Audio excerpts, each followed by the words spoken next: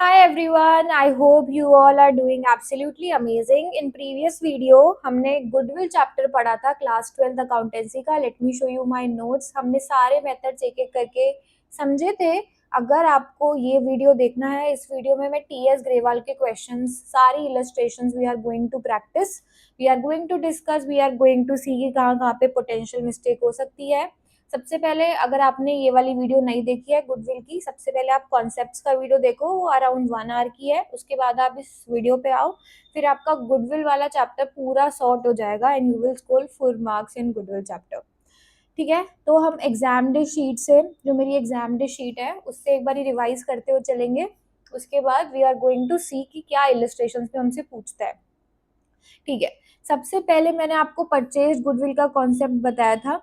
Purchase goodwill का formula होता है purchase consideration minus net assets. Purchase consideration का मतलब होता है amount paid to acquire the business, और नेट एसेट्स मतलब कि बिजनेस के एसेट्स माइनस लाइबिलिटीज कितने हैं, बिजनेस के नेट एसेट्स कितने हैं. मान लो कि हमने 100 रुपीज दिए किसी बिजनेस को एक्वायर करने के लिए, लेकिन उसके एसेट्स 90 रुपीज के ही हैं, तो आप 10 रुपीज जो एक्स्ट्रा पे कर रहे हो वो किस चीज का है, वो गुडविल का है, वो है गुडविल का. तो that is called purchase goodwill. Purchase goodwill का we are going to revise formula purchase consideration minus net assets, and net assets का फॉर्मूला होता है एसेट्स माइनस लाइबिलिटीज. अब मेरे पास ये टीएस ग्रेवाल है, ये 2026 का एडिशन है. जिसके पास भी नहीं है ये एडिशन, वो स्क्रीनशॉट ले सकता है, और जिसके पास भी है सबसे पहले अपना बुक खोलो और try this question yourself, you will be able to do it. अगर आपको कुछ दिक्कत आता है देन ओनली रेफर. ठीक है, इस वीडियो में we are going to solve each and every illustration. ठीक है, अब इसमें Amrit daily took over the business of Shivam for net purchase consideration of 5 lakh rupees. हमारे पास पीसी है, ठीक है, paid by cheque. The assets acquired and liabilities taken over were furniture, inventory, debtors, creditors, salary payable and outstanding expenses. सबसे पहले हम net assets निकाल लेते हैं. नेट एसेट्स का क्या फॉर्मूला होता है, एसेट्स माइनस लाइबिलिटीज. तो इसमें देखो हम इन तीनों का सम कर देंगे. 7,50,000 प्लस 10,000 का फर्नीचर और 1,50,000 के डेटर्स, ये तीनों मेरी आइटम्स, करेक्ट. इन तीनों का सम आता है मेरा 9,10,000 रुपीज. और जो मेरी लाइबिलिटीज हैं ये तीनों, इनका सम आता है 5,20,000, 75,000 और 15,000. तो 9,10,000 माइनस 6,10,000 करके मेरे पास नेट एसेट्स आ गए 3 लाख रुपीज के. अब आप कितना पे कर रहे हो, 5 लाख रुपीज आप पे कर रहे हो. आप 5 लाख रुपीज पे कर रहे हो to acquire net assets of 3 lakh. तो आप एक्स्ट्रा कितना पे कर रहे हो, 5 लाख माइनस 3 लाख, आप 2 लाख रुपीज पे कर रहे हो. That is my goodwill. ठीक है, अब हम इसकी जर्नल एंट्री देख लेते हैं. इसकी जर्नल एंट्री कैसे पास हुई हुई है. जर्नल एंट्री में ये मैंने आपको जेठालाल और भिड़े के एग्जाम्पल से बताया था, आप उसको रेफर करोगे अपने एग्जाम टाइम पे. This is very easy. सबसे पहले ये जर्नल एंट्री किसके बुक्स में पास होगी, जो एक्वायर कर रहा है. Amit Amrit daily needs took over the business of Shivam, तो ये in the books of Amrit daily होगा. अब इसके पास क्या क्या आ रहे हैं, एक तो इसके पास ये 3 एसेट्स आ रहे हैं और इसके पास ये 3 लाइबिलिटीज आ रही है. तो एसेट्स का डेबिट बैलेंस होता है, तो एसेट्स हमारे बुक्स में आ रहे हैं. अगर एसेट्स बढ़ेगा तो हम डेबिट होगा. Furniture debit bye 10,000, inventory debit bye 7,50,000 and debtors debit bye 1,50,000. ठीक है, इतना क्लियर है. लाइबिलिटीज का क्या बैलेंस होता है, लाइबिलिटीज का बैलेंस होता है क्रेडिट. तो लाइबिलिटीज को कर दो credit. 2 creditors 5,20,000, 2 salaries payable 75,000, 2 outstanding expenses 15,000. ठीक है, ये आपका फर्स्ट स्टेप होगा कि आपको एसेट्स को डेबिट करना है और लाइबिलिटीज को क्रेडिट करना है. उसके बाद सेकंड स्टेप पे जो अमृत डेली है उसको शिवम को कितने पैसे देने हैं, पीसी. शिवम हमारा अमृत डेली की बुक्स में क्या होगा, शिवम को हमको पैसे देने हैं, तो शिवम हमारा क्या बन जाएगा, क्रेडिटर. क्रेडिटर हमारी लाइबिलिटी होती है. लाइबिलिटी का क्या होता है, क्रेडिट बैलेंस. को हमें शिवम को पैसा देना है. ठीक है, तो शिवम को कर दो क्रेडिट बाय 5 लाख रुपीज. ठीक है, और जो बचा हुआ है, बचा हुआ मेरा क्या हो जाएगा, purchase goodwill 2 lakh rupees. Goodwill क्या होता है मेरा, इंटेंजिबल एसेट होता है. एसेट का क्या बैलेंस होता है, डेबिट. तो एसेट को कर दो debit. I am again repeating the steps. जो भी एसेट्स आ रहे हैं उनको डेबिट करो, जो भी लाइबिलिटीज आ रही है उनको क्रेडिट कर दो। उसके बाद जो भी वेंडर को आपको जितना परचेज कंसिडरेशन देना है उससे उसको क्रेडिट कर दो, क्योंकि आपको उसको परचेज कंसिडरेशन बाय चेक देना है। ठीक है, उसके बाद बचा हुआ जो अमाउंट होगा, balancing figure, what will be that would be my goodwill. आप एक तरीके से देखो, आप इसमें क्या कर रहे हो, आप इसमें एसेट्स माइनस लाइबिलिटीज कर रहे हो, और उसके बाद आप पीसी हटा रहे हो, तो आपके पास गुडविल ही बचेगा। ठीक है, तो गुडविल का मेरा गुडविल इंटेंजिबल एसेट्स डेबिट, तो डेबिट कर दो बाय 2 लाख। उसके बाद आप उसको पे कर दो, पेड बाय चेक लिखा हुआ है आपके क्वेश्चन में। तो Shivam account debit to bank. अब शिवम मेरा क्रेडिटर है, जब क्रेडिटर को हम पे करते हैं तो एंट्री क्या होती है, क्रेडिटर टू बैंक। क्यों क्यों ये एंट्री होती है, क्योंकि हमारा जो क्रेडिटर है उसकी लाइबिलिटी कम हो रही है, लाइबिलिटी कम होती है तो हम उसे डेबिट करते हैं। Shivam account debit 5 lakh to bank 5 lakh, क्योंकि हमारे पास से पैसा जा रहा है, पैसा हमारा एसेट होता है, एसेट जाता है तो वो हो जाता है डेबिट, सॉरी क्रेडिट। तो आपको बैंक को क्या कर देना है, क्रेडिट। शिवम मेरी लाइबिलिटी है, लाइबिलिटी कम हो रही है, तो liability account debit to bank. ठीक है, I hope this is clear to you. अब हम हमारा जो नेक्स्ट इलस्ट्रेशन है that is related to my average profit method. ठीक है, एवरेज प्रॉफिट का फटाफट हम एग्जाम्पल रिवाइज कर लेते हैं, फॉर्मूला रिवाइज कर लेते हैं। जब हमें सिंपल एवरेज मेथड से निकालना होता है तो हमारा फॉर्मूला होता है गुडविल का average profit into number of years of purchase. जितना भी मेरा एवरेज प्रॉफिट है after adjustments into number of years of purchase. Number of years of purchase मतलब कितने टाइम तक आप उस जो एक्स्ट्रा गुडविल क्या होता है, ability to earn super profits, जो भी हम एक्स्ट्रा प्रॉफिट अर्न कर पा रहे हैं वो गुडविल होता है। तो जितने टाइम तक आप उस गुडविल को मेंटेन कर पाओगे वो होता है मेरा number of years of purchase, जितने टाइम तक आप वो एक्स्ट्रा प्रॉफिट अर्न कर पाओगे। ठीक है, और एवरेज प्रॉफिट। ठीक है, तो मेरा इलस्ट्रेशन 2 पे आते हैं हम। इलस्ट्रेशन 2 कहता है Hari and Krishna were partners in the sharing profits and losses in the ratio 2:1। ठीक है जी, they admitted Shyam as partner for 1/5 share of profits। For this purpose goodwill of the firm was to be valued on the basis of 3 years purchase। तो ये मेरा क्या हो गया, number of years of purchase, 3 years purchase of last 5 years average profit. अब इसमें बहुत सारे लोगों को कंफ्यूजन होता है कि number of years of purchase 3 है या 5 है। आपको 5 साल के प्रॉफिट्स दिए हुए हैं, इसका मतलब ये नहीं है कि आपको मल्टीप्लाई बाय 5 करना है। क्वेश्चन में साफ साफ लिखा हुआ है कि ऑन द क्वेश्चन में साफ साफ लिखा हुआ है on the basis of 3 years purchase, 3 year purchase. तो number of years of purchase मेरा 3 year है, क्योंकि आप उस जो एक्स्ट्रा प्रॉफिट आप अर्न कर रहे हो उसको आप 3 years तक मेंटेन कर पाओगे। प्रॉफिट आपको कितने भी साल तक दे सकता है, लेकिन number of year of purchase is 3। ठीक है, अब मेरे पास हमारा, इसको मैं डबल साइडेड कर लेती हूँ। ठीक है, अब ठीक है, हम सबसे पहले हम इसमें 2013 पूरा क्वेश्चन पढ़ते हैं। ये सीबीएसई 2019 में भी आया हुआ है, सी वेरी केयरफुली, कितना इजी क्वेश्चन आता है। Profit for 2014-15 was calculated after charging 10,000 for abnormal loss of goods by fire. अब अगर मेरा एबनॉर्मल लॉस हुआ होगा, अगर मेरा एबनॉर्मल लॉस हुआ होगा तो मेरा प्रॉफिट कम हो गया होगा, करेक्ट। 2014-15 ये वाला प्रॉफिट है। मेरा 40,000 का प्रॉफिट कब आया होगा, आफ्टर डिडक्टिंग दिस 10,000 रुपीज। मतलब मेरा ओरिजिनल प्रॉफिट 50,000 का होगा, मैंने माइनस 10,000 कर दिया, तब मेरा 40,000 आया। और हमने क्या सीखा था कि हम एबनॉर्मल लॉसेस और एबनॉर्मल गेन का एडजस्टमेंट करते हैं while calculating average business profit. तो मैंने 2013-14 का प्रॉफिट लिया 50,000 रुपए, सी हेयर, इसको मैं हाईलाइट करती हूँ येलो कलर से। उसके बाद आपको एडजस्टमेंट करना है, एडजस्टमेंट करना कभी नहीं भूलना, 40,000 plus abnormal loss. Abnormal loss को आप ऐड करते हो क्योंकि आपका प्रॉफिट कम हो गया होगा एबनॉर्मल लॉस की वजह से, तो उसको बढ़ा दो। ठीक है, क्योंकि जब हम गुडविल कैलकुलेट करते हैं हमें एबनॉर्मल गेन और एबनॉर्मल लॉस को हटाना होता है। ठीक है, 50,000 आ गया, बाकी में कोई एडजस्टमेंट नहीं है।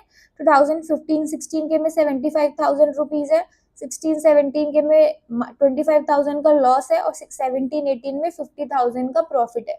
तो मेरा सम टोटल करके आ रहा है 2 लाख रुपीज। अब 2 लाख डिवाइड बाय आप 5 कर दो, कि जैसे आप मीन निकालते हो, मीन का फॉर्मूला क्या होता है, sum total of every value divide by number जितना भी हमारे वैल्यूज है। तो इसमें 5 साल का प्रॉफिट था, तो हमने 2 लाख को 5 से डिवाइड कर दिया, तो मेरे एवरेज प्रॉफिट आ गया 40,000 रुपए। ठीक है, सिंगल पेज करके मैं आपको दिखाती हूँ, देखो ध्यान से देखो, सी वेरी केयरफुली। और गुडविल का मेरा क्या फॉर्मूला होता है, average business profit into number of years of purchase. तो मेरी गुडविल आ गई 40,000 इंटू 3, 1,20,000। सारा, तारा एंड जारा 3 पार्टनर्स हैं और 3:2:1 में वो शेयर कर रहे हैं और वो दारा को एडमिट कर रहे हैं, तो हमें गुडविल वैल्यू करना है। अब ये वाली लाइन सब ध्यान से पढ़ेंगे, इसमें इंग्लिश को आपको डिकोड करना है, आपको गुडविल को वैल्यू करना है twice the average annual profit of the previous 3 और 4 years whichever is higher। तो आपको एवरेज एनुअल प्रॉफिट निकालना है प्रीवियस 3 years का और प्रीवियस 4 years का। जो भी हायर आएगा उसको आपको 2 से मल्टीप्लाई कर देना है, क्योंकि आपको ट्वाइस करना है और उतनी मेरी गुडविल होगी। तो क्वेश्चन में स्पेसिफिकली बताया हुआ है कि आपको गुडविल को ऐसे ऐसे वैल्यू करना है। अभी मैं 1 अप्रैल 2026 को खड़ी हूँ, ठीक है, तो मेरे प्रीवियस 3 years कौन से हुए, this one and this one, right. तो आप सब ध्यान से देखो, 2026 का 48,000 और 30,300 और 31,200 का टोटल मेरा आया 1,09,500। अगर मुझे उसका एवरेज निकालना है तो मैं 3 से डिवाइड कर दूंगी, 3 से डिवाइड करके मेरा एवरेज बिजनेस प्रॉफिट आ जाता है 36,500। ठीक है, ऐसे ही मैं 4 years का निकालूंगी, क्योंकि क्वेश्चन में मेरे को बोला है average annual profits of the previous 3 और 4 years। ठीक है, तो 4 years का मैंने निकाला। ये जो चारों साल है, चारों साल को आपको क्या कर देना है, ऐड करना है, डिवाइड बाय 4 कर देना है, क्योंकि यहाँ पे 4 साल का आप निकाल रहे हो। तो आपका आया 37,925। अब आप मुझे बताइए कि 36,500 और 37,925 में से कौन सा बड़ा है, 37,925। अब आपको क्वेश्चन ध्यान से अगर आपने रीड करा हो तो गुडविल आपको बोली है ट्वाइस। ये सब छोटी छोटी चीजों का ध्यान रखना है, ट्वाइस। तो आपको इन दोनों में से जो भी हायर आया विच इज 37,925, इसको मल्टीप्लाई बाय 2 कर देना है, तो 75,850 मेरा गुडविल आ जाता है। ओके, इस क्वेश्चन में मैं स्पेसिफिकली बताया हुआ था कि आपको गुडविल को ऐसे ऐसे वैल्यू करना है। Now see illustration 4। Illustration 4 very easy. Profit दिया हुआ है हमें 2024 का 1 lakh rupees including abnormal gain, 2025 का दिया हुआ है, 2026 का दिया हुआ है, इसमें थोड़ी सी एडजस्टमेंट्स हैं। और हमें दिया हुआ है goodwill will be valued 2 years purchase of average normal business profit. तो 2 year मेरा क्या हो गया, number of years of purchase. ठीक है, 2 years मेरा क्या हो गया, numbers of years of purchase, और मेरे को नॉर्मल एवरेज किसका करना है, लास्ट 3 years का। ठीक है, एवरेज मेरे को करना है लास्ट 3 years का, लास्ट 3 years। ठीक है, सबसे पहले लेट स्टार्ट विद 2024। ठीक है, profits for the year ended 2024 कितना है, 1 लाख। अब इसमें एबनॉर्मल गेन है, इसमें इंक्लूडेड है एबनॉर्मल गेन 10,000 रुपीज का। अब आपका 1 लाख का प्रॉफिट हुआ, 1 लाख में 10,000 रुपए इंक्लूडेड हैं जो मेरे एबनॉर्मल गेन है। अब गुडविल वैल्यू करते वक्त we don't take abnormal gain and abnormal losses, तो आपको गेन को हटाना है। तो आपका एबनॉर्मल गेन को हटा के प्रॉफिट कितना हुआ, 90,000 रुपीज। ठीक है, ऑलवेज रिमेंबर एबनॉर्मल गेन को आप डिडक्ट करोगे, एबनॉर्मल लॉस को आप क्या करोगे, ऐड कर दोगे। ऐसे ही 2025 में 1,10,000 है, 1,10,000 में एबनॉर्मल लॉस है, एबनॉर्मल लॉस की वजह से मेरा प्रॉफिट कम हो गया होगा, तो मैं इसको बढ़ा दूंगी, एबनॉर्मल लॉस को ऐड कर दूंगी। तो 1,10,000 प्लस 20,000 करके मेरा आया 1,30,000। 2026 पे आते हैं, क्योंकि हमें लास्ट 3 years का करना है। 85,000 including profit of 5,000 on sale of fixed asset. अब फिक्स्ड एसेट को मैं बार बार थोड़ी ना बेचती हूँ या खरीदती हूँ, तो फिक्स्ड एसेट से रिलेटेड कोई भी एडजस्टमेंट होती है आपको उसको हटाना होता है। अब इसमें 5,000 का प्रॉफिट है, मैंने कोई भी फिक्स एसेट बेचा होगा जिसपे मुझे प्रॉफिट हुआ होगा 5,000 रुपए का, तो आपको 5,000 रुपए को हटा देना है इस प्रॉफिट में से। तो 85,000 माइनस 5,000 करके मेरा आया 80,000। तो मेरा टोटल कितना आ गया, 90,000 प्लस 1,30,000 प्लस 80,000, 3 लाख। अब आपको 3 लाख को डिवाइड करना है किससे, जितने साल का हम निकाल रहे हैं, लास्ट 3 years। तो मेरा एवरेज बिजनेस प्रॉफिट क्या आ गया, 3 लाख डिवाइड बाय 3, 1 लाख। 1 लाख को आपको मल्टीप्लाई कर देना है number of years of purchase से। Number of years of purchase मेरे को क्वेश्चन में दिया हुआ है 2 ईयर्स, तो मेरा गुडविल कितना आ गया, average business profit into number of years of purchase, 1 lakh into 2 lakh. ठीक है, कोई भी क्वेश्चन अभी तक आपका थोड़ा रिदम बन गया होगा। अब आगे के क्वेश्चन आप पहले पॉज करो, थोड़ा एनालाइज करो, जहाँ पे आप अटको वही देखो। ठीक है, नेक्स्ट क्वेश्चन 5। इलस्ट्रेशन 5 में कहते हैं Pawan, Naman, Raman are partners sharing profit and losses equally. Goodwill is to be valued at 4 years purchase of, तो ये मेरा number of years of purchase कितना हो गया 4। Average profits of last 5 years, profits हमें दिए हुए हैं लास्ट 5 years के। उसके बाद हमें दिया हुआ है ऑन 1 अप्रैल, हम देख लेते हैं एडजस्टमेंट कौन से साल में करनी है। 1 अप्रैल 2025, तो 1 अप्रैल 2025 मेरा किस में आएगा, यहाँ पे, क्योंकि ये वाला साल कब से शुरू हो गया, 1 अप्रैल 2025 से 31 मार्च 2026 से। तो ये वाली एडजस्टमेंट मेरी इस साल की है। 5 cycles costing 20,000 were purchase and were wrongly debited to travelling expenses. ठीक है, तो हमारे जो पुराने 4 साल हैं 2022, 23, 24 एंड 25, ये जो हमारे 4 साल हैं इसमें तो हमारी कोई एडजस्टमेंट नहीं है, तो इसको हमारा एज इट इज आ जाएगा। देखो 30,000, 70,000, 1 लाख रुपीज एंड 1,40,000।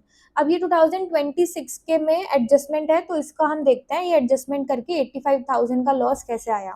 ठीक है, सबसे पहले आप देखो 1,20,000 का मेरा लॉस था, जो कि मेरा ओरिजिनली गिवन है ये। ठीक है, तो मेरा लॉस है 1,20,000 रुपए का।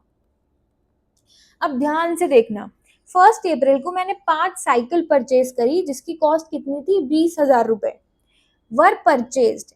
अब आप यहीं तक पढ़ो और मेरे को बताओ कि जब आप साइकिल परचेज करते हो तो क्या वो पीएनएल, प्रॉफिट एंड लॉस में आना चाहिए, पीएनएल में आना चाहिए, बैलेंस शीट में आना चाहिए।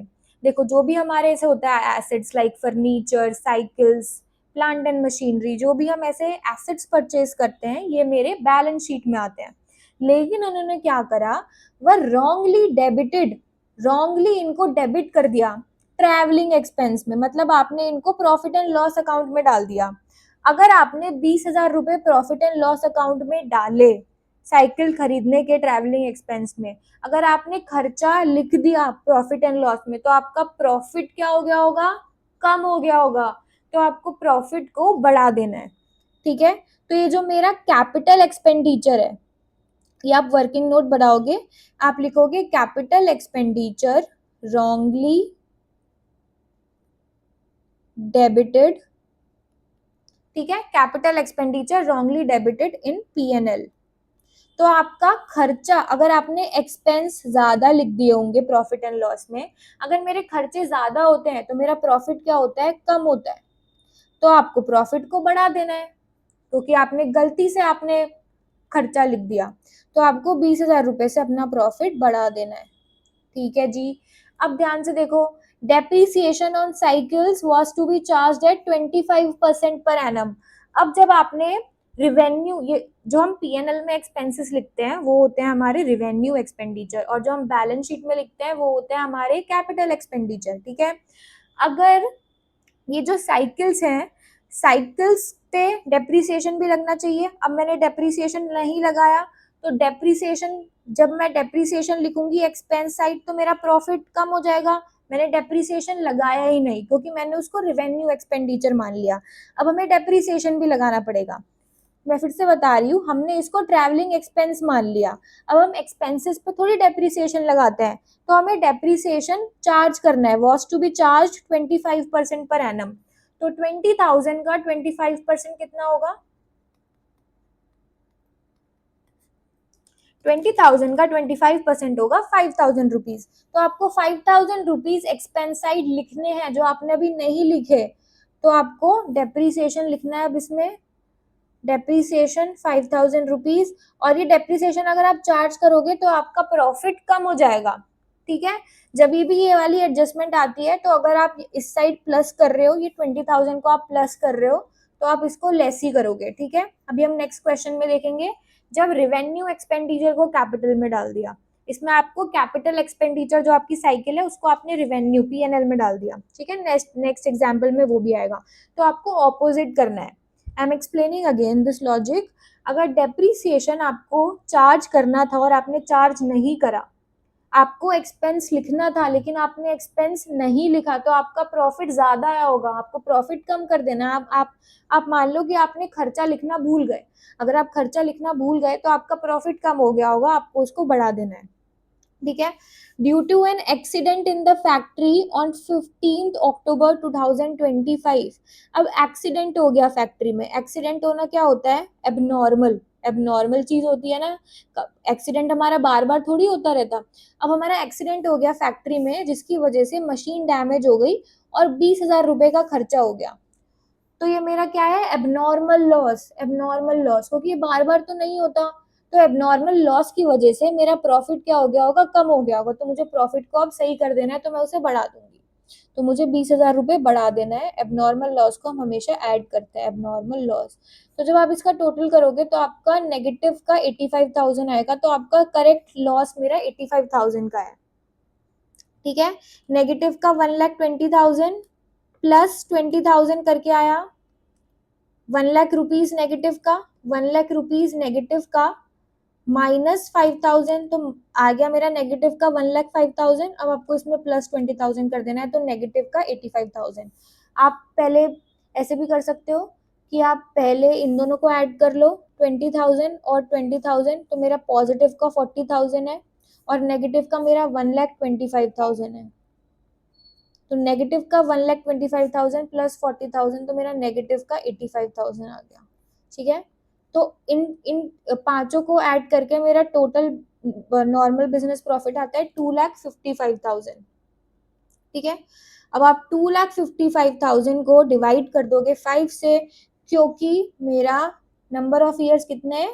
5 है। मैं 5 साल पे कैलकुलेट कर रही हूँ 51,000। और मेरा number of years of purchase कितना है? 4। तो मेरा गुडविल कितना आ गया? 51,000 into 4 which is 2,04,000। I hope this is clear. ये इलस्ट्रेशन थोड़ी टफ है, आप उसको 2 बार लिख के प्रैक्टिस करना है, फिर क्लियर हो जाएगा। ये जो वर्किंग नोट बनाया है ये बुक में थोड़ा अजीब है, तो आप ये वाला वर्किंग नोट कॉपी कर लो।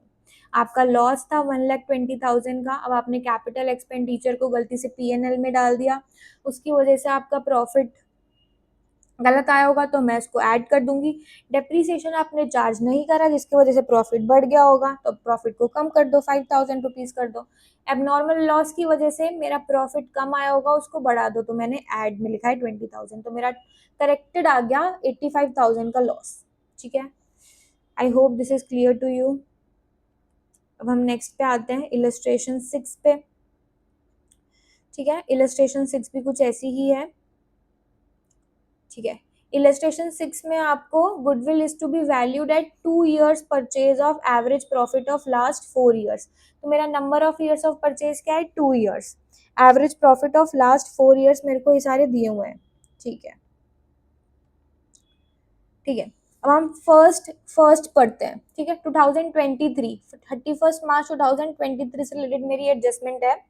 Firm had profit on sale of building, मतलब हमने बिल्डिंग को सेल कर दिया, तो मेरा एबनॉर्मल गेन है 10,000 रुपीज का। एबनॉर्मल गेन को हम क्या करते हैं? डिडक्ट करते हैं, क्योंकि एबनॉर्मल गेन की वजह से मेरा प्रॉफिट ज्यादा आया होगा, प्रॉफिट को कम कर दो। तो 70,000 माइनस 10,000, तो मेरा करेक्टेड प्रॉफिट क्या आ गया? 60,000 रुपीज। ठीक है। फर्म इनकर्ड 2024 में firm incurred loss on sale of computers 20,000 during the year ended. तो 20,000 मेरा एबनॉर्मल लॉस है, लॉस की वजह से मेरा प्रॉफिट कम हो गया होगा, तो प्रॉफिट को बढ़ा दो, एबनॉर्मल लॉस। तो मेरा 1 लाख जो मेरा प्रॉफिट है, मेरा 1 लाख में मैं ऐड कर दूंगी 20,000, तो मेरा नॉर्मल बिजनेस प्रॉफिट आ गया 1,20,000 का। ठीक है। अब हम आते हैं नेक्स्ट उसमें, नेक्स्ट एडजस्टमेंट में। ठीक है। अब ध्यान से देखेंगे। Repairs to the car of ₹50,000 was wrongly debited to vehicles account. Second 2 page कर लेते हैं इसको, सिंगल पेज ही सही है। एक सेकेंड। हाँ, हम थर्ड एडजस्टमेंट पे थे। Repairs to car of 50,000 was wrongly debited to vehicles account. अब हमने रिपेयर्स करवाया, रिपेयर्स मेरे कहाँ जाते हैं? प्रॉफिट एंड लॉस अकाउंट में। अब हमने इसको रॉन्गली डेबिट कर दिया व्हीकल अकाउंट में। व्हीकल मेरी एसेट होती है, एसेट्स को मैं डेबिट करती हूँ, तो व्हीकल्स अकाउंट मेरा क्या है, एसेट अकाउंट है। मैंने इसको बैलेंस शीट में भेज दिया, लेकिन मुझे इसको कहाँ भेजना था, प्रॉफिट एंड लॉस अकाउंट में भेजना था। ठीक है, जस्ट अ मिनट। ठीक है, ऑन 1 जून 2024, अब आपको ये डेट ध्यान से पढ़नी है। अब कोई मुझे बताएगा 1 जून 2024 कौन से वाले ईयर में आएगी। अब ये वाला ईयर कब से शुरू हुआ होगा, ये वाला ईयर शुरू हुआ होगा 1 अप्रैल 2024 से लेके 31 मार्च 2025। तो ये जो 1 जून पढ़ रही है, ये जो 1 जून है, ये इसी के बीच में पढ़ रही है, तो हमें इसी में एडजस्टमेंट करना है। ठीक है, तो ये जो 55,000 का है, अब मैं देखती हूँ ये एडजस्टमेंट कैसे हुई। ठीक है, ओके, तो हम यहाँ पे वर्किंग नोट बना लेते हैं, जैसे हमने पुराने क्वेश्चन में, पुराने चैप्टर में, पुराने इलस्ट्रेशन में बनाया था। देखो 55,000 का आपका लॉस है, ध्यान से देखेंगे सब। ठीक है, 55,000 का लॉस है। अब आपको ये जो 50,000 रुपए है, repairs to car was wrongly debited to vehicles account. अब आपका ये रिवेन्यू एक्सपेंडिचर है, हमको पता है कि प्रॉफिट एंड लॉस में सारे रिवेन्यू एक्सपेंडिचर आते हैं और कैपिटल एक्सपेंडिचर हमारे बैलेंस शीट में जाते हैं। अब आपने ये एक्सपेंस लिखा ही नहीं, अगर आपने ये एक्सपेंस लिखा ही नहीं, तो आपका प्रॉफिट क्या हो गया होगा, आपका प्रॉफिट ज्यादा हो गया होगा। अब आपको प्रॉफिट को कम कर देना है, करेक्ट। तो आप प्रॉफिट को कम करोगे तो आपको करना है -50,000। आई होप दिस इज क्लियर। ठीक है, ये आपका लॉस था, ये आपका जो क्वेश्चन में दिया हुआ है ये वाला लॉस था। अब आपको इसमें फर्दर -50,000 कर देना है। वाई? बिकॉज आपको 50,000 रुपीज प्रॉफिट एंड लॉस में डालने थे, लेकिन आपने नहीं डाले, आपने बैलेंस शीट में डाल दिए।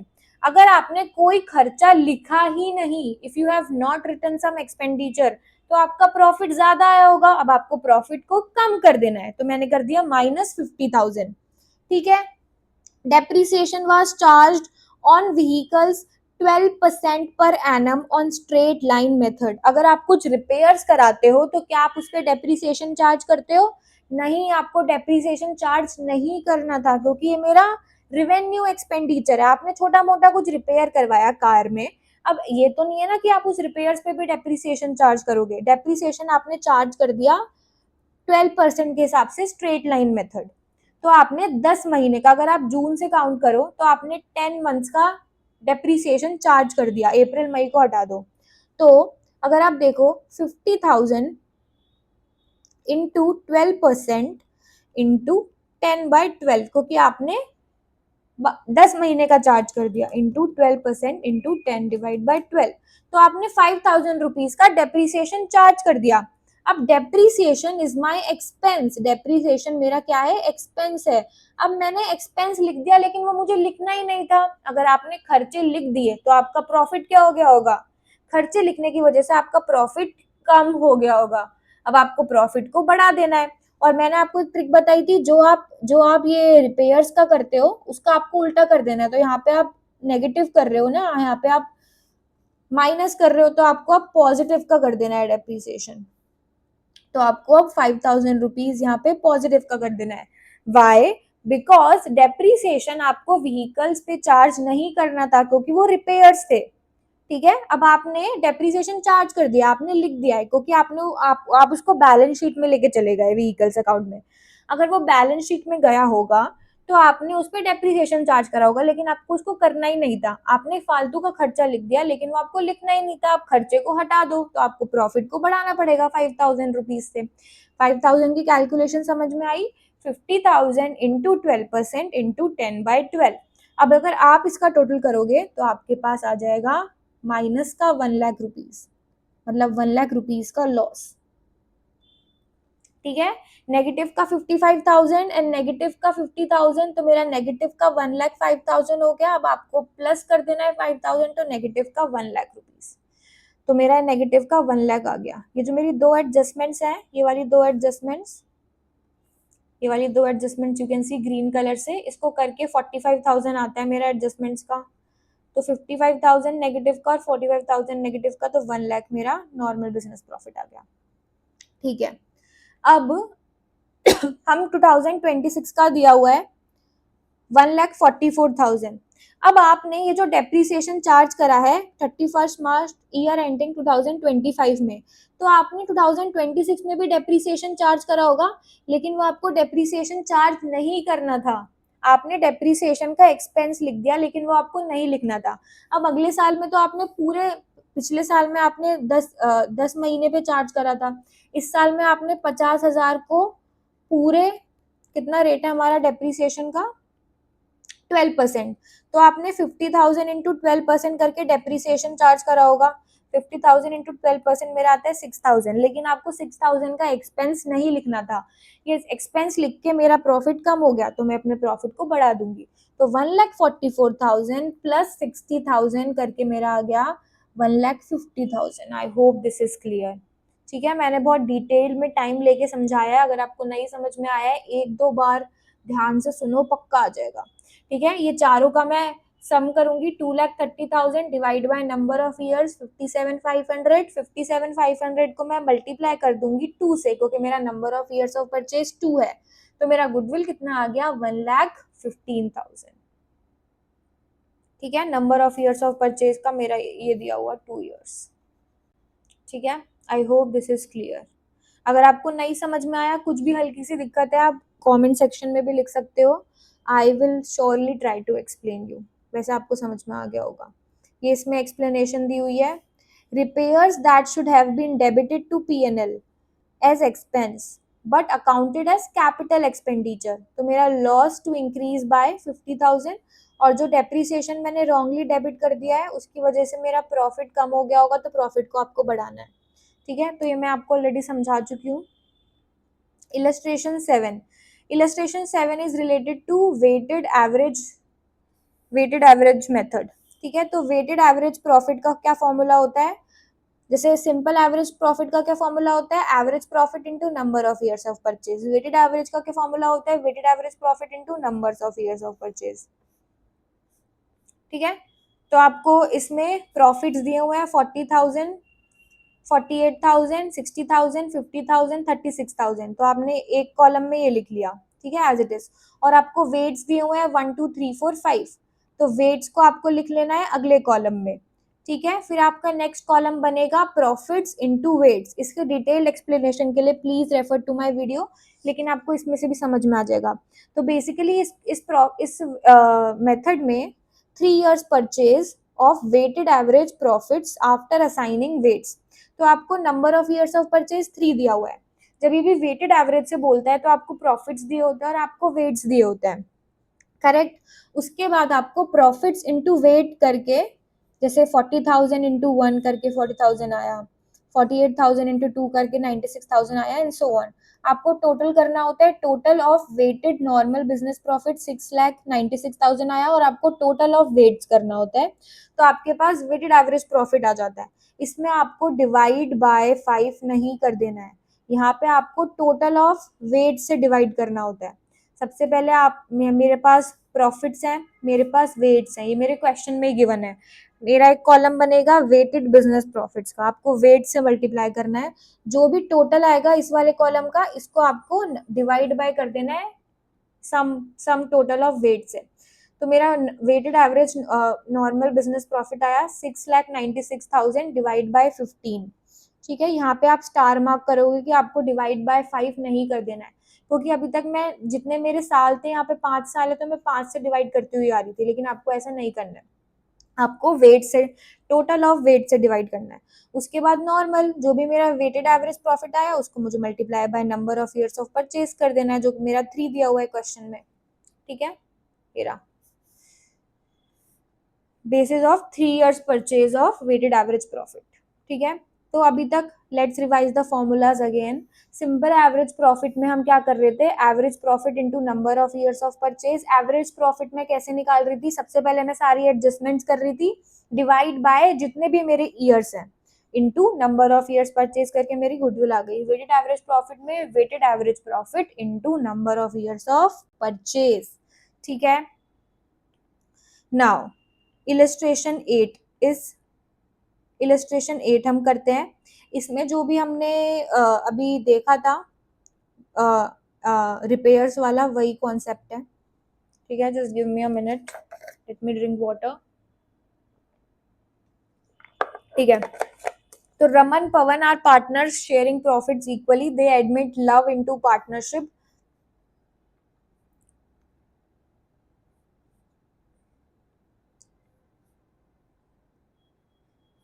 ठीक है,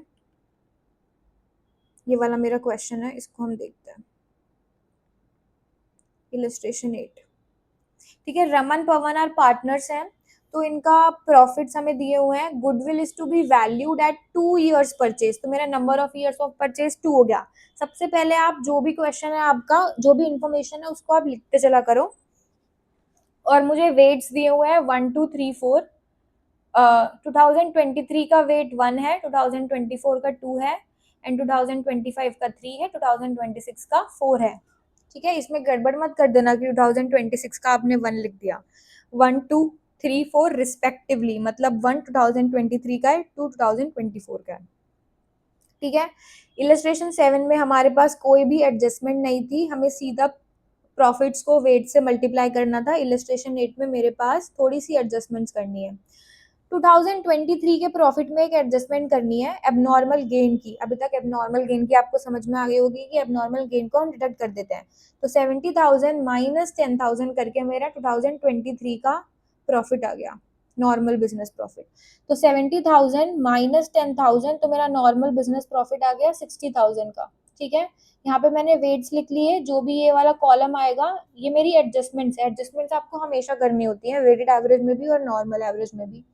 ठीक है, अभी मैं आपको एडजस्टमेंट्स बता देती हूँ, उसके बाद वेट से मल्टीप्लाई करके वही सब होगा। ठीक है, सेकंड उस पर आते हैं। Firm incurred a loss on sale of computers, abnormal loss 20,000 का। तो मेरा 2024 ईयर एंडेड 31 मार्च 2024 में कितना का प्रॉफिट है? देखो 1 लाख का मेरा प्रॉफिट है। 1 लाख में मेरा एबनॉर्मल क्या है? एबनॉर्मल लॉस है 20,000 का। तो मैंने 1 लाख लिखा। एबनॉर्मल लॉस को मैं ऐड करती हूँ, क्योंकि एबनॉर्मल लॉस की वजह से जो मेरा प्रॉफिट है, मेरा प्रॉफिट कम हो गया होगा, मेरा प्रॉफिट बढ़ा दो। तो 1 लाख प्लस 20,000, 1 लाख 20,000। यहाँ तक क्लियर है सबको? अब ये रिपेयर्स वाला हम ऑलरेडी कर चुके हैं, हम फिर से करते हैं। Repairs to the car of 50,000 wrongly debited to vehicles account on 1st June। अभी अभी हम इलस्ट्रेशन नंबर 6 में यही करके आए हैं, सेम 45,000 का जो हमने कैलकुलेट करा था। ठीक है, मैं एक बारी फिर से बता दे रही हूँ आपको। आपका सेम डिजिट है, 55,000 का आपका लॉस है। ठीक है, मैं उसी के उस पर जाती हूँ। देखो 55,000 यहाँ पे मैं सॉल्व करती हूँ। 55,000 का आपका ये लॉस है। 55,000 में आपने रिपेयर्स करवाई और उसको बैलेंस शीट में भेज दिया, डेबिट कर दिया व्हीकल अकाउंट। लेकिन आपको क्या, आपको उसको पीएनएल में खर्चा लिखना था, आपने खर्चा लिखा ही नहीं, ये मेरा लॉस है। तो इसमें मैं फर्दर माइनस कर दूंगी 50,000। और डेप्रीसिएशन का मैंने आपको समझाया था कि डेप्रीसिएशन आपने चार्ज नहीं करा, एक्सपेंस नहीं लिखा, तो आपको लिखना था। तो इसको कैलकुलेट करके हमारा 1 लाख आया था। बिल्कुल सेम अमाउंट है, बस इसमें वेट्स दिए हुए हैं। वो मेरा नॉर्मल बिजनेस प्रॉफिट का था, ये मेरा वेटेड एवरेज प्रॉफिट का है, बिल्कुल सेम है। और उसके बाद आपको नेक्स्ट ईयर में डेप्रीसिएशन चार्ज कर देना है 6,000 रुपए का, क्योंकि आपने इस अभी जो 5,000 का जो हमने डेप्रिसिएशन चार्ज करा है, ये आपने 10 मंथ्स के लिए करा है। ठीक है, क्योंकि 1 जून है, अप्रैल मई को हटा दो, लेकिन नेक्स्ट ईयर तो आपने पूरे साल के लिए करा होगा ना डेप्रिसिएशन चार्ज। तो 50,000 का 12% 6,000, ये नेक्स्ट ईयर का 2026 में। तो 1,44,000 प्लस 6,000 आपने डेप्रिसिएशन चार्ज कर दिया, लेकिन आपको नहीं करना था, क्योंकि repairs is my revenue expenditure. ठीक है, तो आपके करेक्टेड प्रॉफिट आ गया 1,50,000। I hope this is clear to you. अब हमारा नॉर्मल बिजनेस प्रॉफिट आ गया। देखो ये मेरा नॉर्मल बिजनेस प्रॉफिट्स की कैलकुलेशन आ गई। नॉर्मल बिजनेस प्रॉफिट्स की कैलकुलेशन यहाँ तक हम इलस्ट्रेशन 6 में कर चुके हैं सेम। अब आपको नॉर्मली इसको वेट से मल्टीप्लाई कर देना है, तो मेरा आ गया वेटेड नॉर्मल बिजनेस प्रॉफिट। अब आपको यहाँ पे डिवाइड बाय 4 नहीं करना है, यहाँ पे आपको डिवाइड बाय 10 करना है, because total of weights is 10। 1 + 2 is 3, 3 + 3 is 6, 6 + 4 is 10। तो मेरा वेटेड एवरेज बिजनेस प्रॉफिट आ गया 60,000। 60,000 को मैं मल्टीप्लाई कर दूंगी number of years of purchase which is 2, तो मेरा गुडविल आ गया 1,20,000। ठीक है जी, सबको क्लियर? ठीक है, जल्दी से हम इलस्ट्रेशन 9 पे आ जाते हैं। देखो इस CBSE 2024 में आया हुआ है, कितना इजी क्वेश्चन है। ठीक है, सुपर प्रॉफिट से रिलेटेड है ये। इससे पहले मैं आपको सुपर प्रॉफिट एक बार फटाफट एग्जाम डे शीट से रिवाइज करा दूं। देखो सुपर प्रॉफिट क्या कहता है? सुपर प्रॉफिट मतलब, सुपर प्रॉफिट का मतलब क्या होता है? सुपर गुडविल आपको कैलकुलेट होती है simple method, super profit into numbers of years of purchase. तो अभी तक हमारा numbers of years of purchase common है तीनों मेथड में। आप देखो यहाँ पे भी numbers of years of purchase से मल्टीप्लाई हो रहा है, यहाँ पे भी number of years of purchase से मल्टीप्लाई हो रहा है, यहाँ पे भी number of years of purchase से मल्टीप्लाई हो रहा है। सिंपल एवरेज प्रॉफिट में average profit, weighted average profit में वेटेड एवरेज प्रॉफिट, और सुपर प्रॉफिट में सुपर प्रॉफिट। ठीक है, अब हम सुपर प्रॉफिट समझते हैं कि सुपर प्रॉफिट कैसे कैलकुलेट करते हैं। सुपर प्रॉफिट मतलब कि आपने एक्चुअल कितना प्रॉफिट अर्न करा माइनस नॉर्मल इस प्रॉफिट में कितना अर्न करते हैं। मैंने आपको मेन वीडियो में जिसमें मैंने आपको कॉन्सेप्ट समझाया था, बीकानेर का एग्जाम्पल दिया था। मान लो कि जो बीकानेर है वो 20,000 रुपीज अर्न करता है, ठीक है, और नॉर्मल जो भी गोलगप्पा स्टॉल्स हैं वो अपने बिजनेस में 10,000 रुपीज अर्न कर पाती है। तो बीकानेर एक्स्ट्रा कितना अर्न कर पा रहा है? 10,000 रुपीज। तो बीकानेर का सुपर प्रॉफिट कितना हो गया? 10,000 रुपीज। तो बीकानेर का जो एक्चुअल प्रॉफिट है, और नॉर्मल प्रॉफिट मतलब कि normal profit earn by everyone in the industry, मतलब उसी इंडस्ट्री में और लोग कितना अर्न कर पा रहे हैं। बीकानेर अर्न कर पा रहा है 20,000, लेकिन normal golgappa vendors are able to earn 10,000 rupees. तो Bikaner is able to earn extra 10,000, तो बीकानेर का एक्स्ट्रा प्रॉफिट हो गया, सुपर प्रॉफिट हो गया 10,000। मान लो numbers of years of purchase 2 है, तो super profit into 2, numbers of years purchase मेरा आ गया, गुडविल मेरा आ गया 20,000 रुपीज। ठीक है, अब आपके में क्वेश्चन आएगा, अब आपको क्वेश्चन आएगा कि अगर क्वेश्चन में हमें नॉर्मल प्रॉफिट नहीं दिया हुआ तो हम कैसे कैलकुलेट करेंगे। तो नॉर्मल प्रॉफिट का भी इसमें फॉर्मूला होता है। नॉर्मल प्रॉफिट मतलब जितना आपने कैपिटल एम्प्लॉय करा, मतलब मान लो आपने 50,000 रुपीज का कैपिटल एम्प्लॉय करा, उसको आप नॉर्मल रेट ऑफ रिटर्न आपको क्वेश्चन में गिवन होगा। अगर आप 50,000 का कैपिटल लगाते हो और आप 10% उस पर अर्न कर पा रहे हो, नॉर्मल रेट ऑफ रिटर्न है। मतलब अगर कोई भी गोलगप्पा का स्टॉल लगाएगा तो जितनी भी उसने कैपिटल लगाई है अपने बिजनेस में, उसका वो 10% अर्न कर सकता है। तो मेरा 50,000 का 10% हो गया 5,000, तो मेरा 5,000 मेरा नॉर्मल प्रॉफिट आ गया। ठीक है, 5,000। ठीक है, तो एक बार ये फॉर्मूला सब अच्छे से देख लो। गुडविल का फॉर्मूला सिंपल रहेगा, super profit minus number of years of purchase. Super profit कैसे आएगा? Actual profit minus normal profit. ठीक है, आप एसेंस समझो, आप कहानी से समझोगे तो आपको फॉर्मूलाज लर्न नहीं करने पड़ेंगे। और नॉर्मल प्रॉफिट का क्या फॉर्मूला होता है? जितनी आपने कैपिटल लगाई उस पे आप कितना परसेंट अर्न कर पा रहे हो, ये आपको क्वेश्चन में गिवन होगा नॉर्मल रेट ऑफ रिटर्न। कि अगर कोई 50,000 का कैपिटल लगाता है और 10% मेरी इंडस्ट्री में लोग कमा लेते हैं, तो मेरा नॉर्मली अर्न हो जाएगा 5,000 रुपए। ठीक है, अब इसको हम क्वेश्चन देखते हैं। Sunny and Rohan were partners, 2:1 है इनका। इनकी कैपिटल एम्प्लॉयड आपको दे रखी है 70,000 रुपए। ठीक है, मैंने जूम कर दिया। Average profits earn by the firm were 90,000 rupees. Calculate the value of goodwill on the basis of 5 years purchase of super profit. ठीक है, तो सबसे पहले मैं निकाल लेती हूँ नॉर्मल प्रॉफिट। नॉर्मल प्रॉफिट का क्या फॉर्मूला होता है, इसको हम साथ में लिख के करते हैं। नॉर्मल प्रॉफिट का फॉर्मूला होता है capital employed multiply by normal rate of return upon 100। Capital employed मेरी कितनी है? 7 लाख रुपीज। 7 लाख का देखो नॉर्मल रेट ऑफ रिटर्न मुझे 10% गिवन है, 7 लाख का 10% 70,000, ये मेरा आ गया नॉर्मल प्रॉफिट। सुपर प्रॉफिट का क्या फॉर्मूला होता है, एवरेज और actual profit minus normal profit. तो एवरेज एक्चुअल प्रॉफिट आपको दिया हुआ है, the average profits earn by the firm were 90,000, ठीक है। 90,000 माइनस नॉर्मल प्रॉफिट, मतलब एक्चुअल में आप 90,000 अर्न कर रहे हो, लेकिन आप 70,000 नॉर्मली अर्न होता है इस बिजनेस में, तो आप एक्स्ट्रा कितना अर्न कर रहे हो, 20,000 रुपीज। 90,000 माइनस 70,000, 20,000। 20,000 का मेरा आ गया सुपर प्रॉफिट। गुडविल का क्या फॉर्मूला होता है, super profit into numbers of years of purchase, 20,000 into 5, 1 lakh, ठीक है। Easy illustration, you just have to put everything in the formula, you will get the answer। illustration 10, आपको प्रॉफिट्स दिए हुए हैं 18,000, 20,000, 22,000। तो इसमें आपको पहले एवरेज प्रॉफिट निकालना पड़ेगा, ठीक है। तो एवरेज प्रॉफिट कैसे निकलता है, जितने भी आपको प्रॉफिट्स दिए होते हैं, जो हमने पुराने मेथड्स में सीखा था, divide by number of years कर दो। तो 18,000 प्लस 20,000 प्लस 22,000 डिवाइड बाय 3, तो ये मेरा आ गया एवरेज प्रॉफिट। कैपिटल एम्प्लॉयड 60,000 है, कैपिटल एम्प्लॉयड इनटू एनआरआर कर दोगे 10,000, तो मेरा क्या आ जाएगा, normal business profit. Capital employed into NRR 60,000, ठीक है।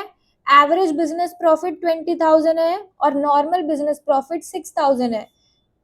Average business profit minus normal profit will give me super profit which will be 14,000। 14,000 मेरा super profit आ गया, into number of years of purchase कर दो, goodwill on the basis of 3 years purchase, तो मेरा number of years of purchase 3 है, तो 14,000 into 3, 42,000। very easy illustration, ठीक है। अभी सीबीएसई 2024 में आया हुआ है, ध्यान से देखेंगे, इसमें मेरा क्लोजिंग स्टॉक वाला एडजस्टमेंट है। मुझे दी हुई है कंबाइंड कैपिटल 2,50,000 की, और मेरा दिया हुआ है नॉर्मल रेट ऑफ रिटर्न 10,000। तो इससे मैं पहले सबसे पहले नॉर्मल प्रॉफिट निकाल सकती हूँ। देखो नॉर्मल प्रॉफिट मेरा कितना आ गया, कैपिटल एम्प्लॉयड इनटू एनआरआर, ठीक है। फर्स्ट लाइन से मेरा नॉर्मल प्रॉफिट निकल गया 25,000। देखो ये मेरी कंबाइंड कैपिटल 2,50,000 की थी और नॉर्मल रेट ऑफ रिटर्न 10% है, तो 2,50,000 इंटू 10/100, तो मेरा नॉर्मल प्रॉफिट आ गया 25,000। Is it clear. अब हम निकालेंगे, अब हमें दिया हुआ है profits for the last 4 years. 35,000, देखो 35,000, 25,000, 32,000 और 33,000। अब इसमें ना एक एडजस्टमेंट दी हुई है, closing stock for the year 22-23 was over valued bye 5,000 rupees. अब ध्यान से देखना, इसको प्लस करेंगे माइनस करेंगे, ये आपको याद रखने की जरूरत ही नहीं है, नो रट्टाफिकेशन, जस्ट सी द लॉजिक। अब मैंने आपको ये पुराने लेक्चर में सिखाया था, यहाँ पे मैं फिर से बता दे रही हूँ। ये आपका ट्रेडिंग अकाउंट है, ठीक है, और यहाँ पे आप बनाते हो पीएनएल अकाउंट। पीएनएल अकाउंट में यहाँ पे आप खर्चे लिखते हो, यहाँ पे आप इनकम्स लिखते हो, डेबिट साइड खर्चे लिखते हो, क्रेडिट साइड आप इनकम लिखते हो, ठीक है। ट्रेडिंग अकाउंट में जो मेरा क्लोजिंग स्टॉक है वो कौन सी साइड आता है, क्लास 11th में हमने सीख रखा है। क्लोजिंग स्टॉक मेरा इस साइड आता है, क्रेडिट साइड, यहाँ पे हम लिखते हैं क्लोजिंग स्टॉक। अब आपने क्लोजिंग स्टॉक को ज्यादा ओवर वैल्यू कर रखा था, क्लोजिंग स्टॉक मेरा क्रेडिट साइड है, तो मतलब इनकम, इनकम को अगर मैंने ज्यादा लिख रखा था, तो मेरा, अगर मैं इनकम को ज्यादा लिख रही हूँ तो मेरा प्रॉफिट भी क्या हो गया होगा, ज्यादा। तो मुझे प्रॉफिट को क्या करना है, कम करना है। तो आपको 33,000 में से माइनस कर देना है 5,000, तो मेरा 28,000 करेक्टेड प्रॉफिट आ गया, ठीक है। मैं फिर से बता दे रही हूँ, क्लोजिंग स्टॉक आप कौन सी साइड लिखते हो, क्रेडिट साइड लिखते हो, क्रेडिट साइड आप पीएनएल में इनकम भी लिखते हो। This is the best way to learn guys, आपको कभी भी याद नहीं रखना पड़ेगा प्लस माइनस, अगर आप भूल गए पेपर में, आप इस लॉजिक से करोगे हमेशा आपको समझ में आएगा। क्लोजिंग स्टॉक को आपने ओवर वैल्यू कर दिया 5,000 से, मतलब आपने उसको बढ़ा के लिख दिया। अब आप क्रेडिट साइड इनकम भी लिखते हो, आपने इनकम को ज्यादा लिख दिया, इनकम को मैंने ज्यादा लिख दिया, तो मेरा प्रॉफिट भी ज्यादा आया होगा, प्रॉफिट ज्यादा आया होगा तो प्रॉफिट को कम कर दो सही करने के लिए। तो 33,000 माइनस 5,000 करके मेरा 28,000 आ गया, तो मेरा 1,20,000 का एडजस्टेड प्रॉफिट आ गया, ठीक है। एडजस्टेड प्रॉफिट ये चारों साल का मिला के इसको मैं डिवाइड कर दूंगी 4 से, तो मेरा एवरेज प्रॉफिट आ गया। नॉर्मल प्रॉफिट हम निकाल चुके थे, तो 30,000 माइनस 25,000 करके मेरा सुपर प्रॉफिट 5,000 का आ गया। 5,000 into numbers of years of purchase 3, तो मेरा गुडविल आ गया 15,000 का। ओके, ठीक है। इलस्ट्रेशन 12, एवरेज नेट प्रॉफिट आपको दिया हुआ है 54,000 average profit. Average capital employed आपको दिया हुआ है 3 lakh rupees. Normal rate of return 10,000, ठीक है। मैनेजमेंट कॉस्ट इज, ये एडजस्टमेंट है, management cost is estimated to be 9,000 and is to be considered as an expense. मतलब आपको एक्सपेंस कंसीडर करना है इसको। मतलब जब भी एक बिजनेस दूसरे बिजनेस को ले रहा होगा तो मैनेजमेंट कॉस्ट को भी उसको इनकर करना पड़ेगा।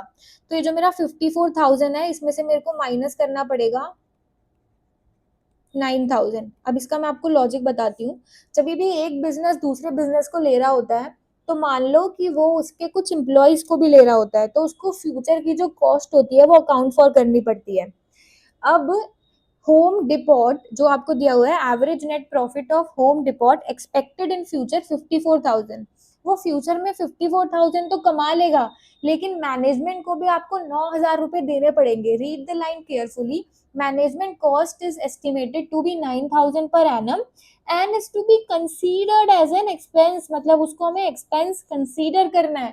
तो 54,000 माइनस 9,000 करके मेरा 45,000 मेरा क्या आ गया, actual average profit.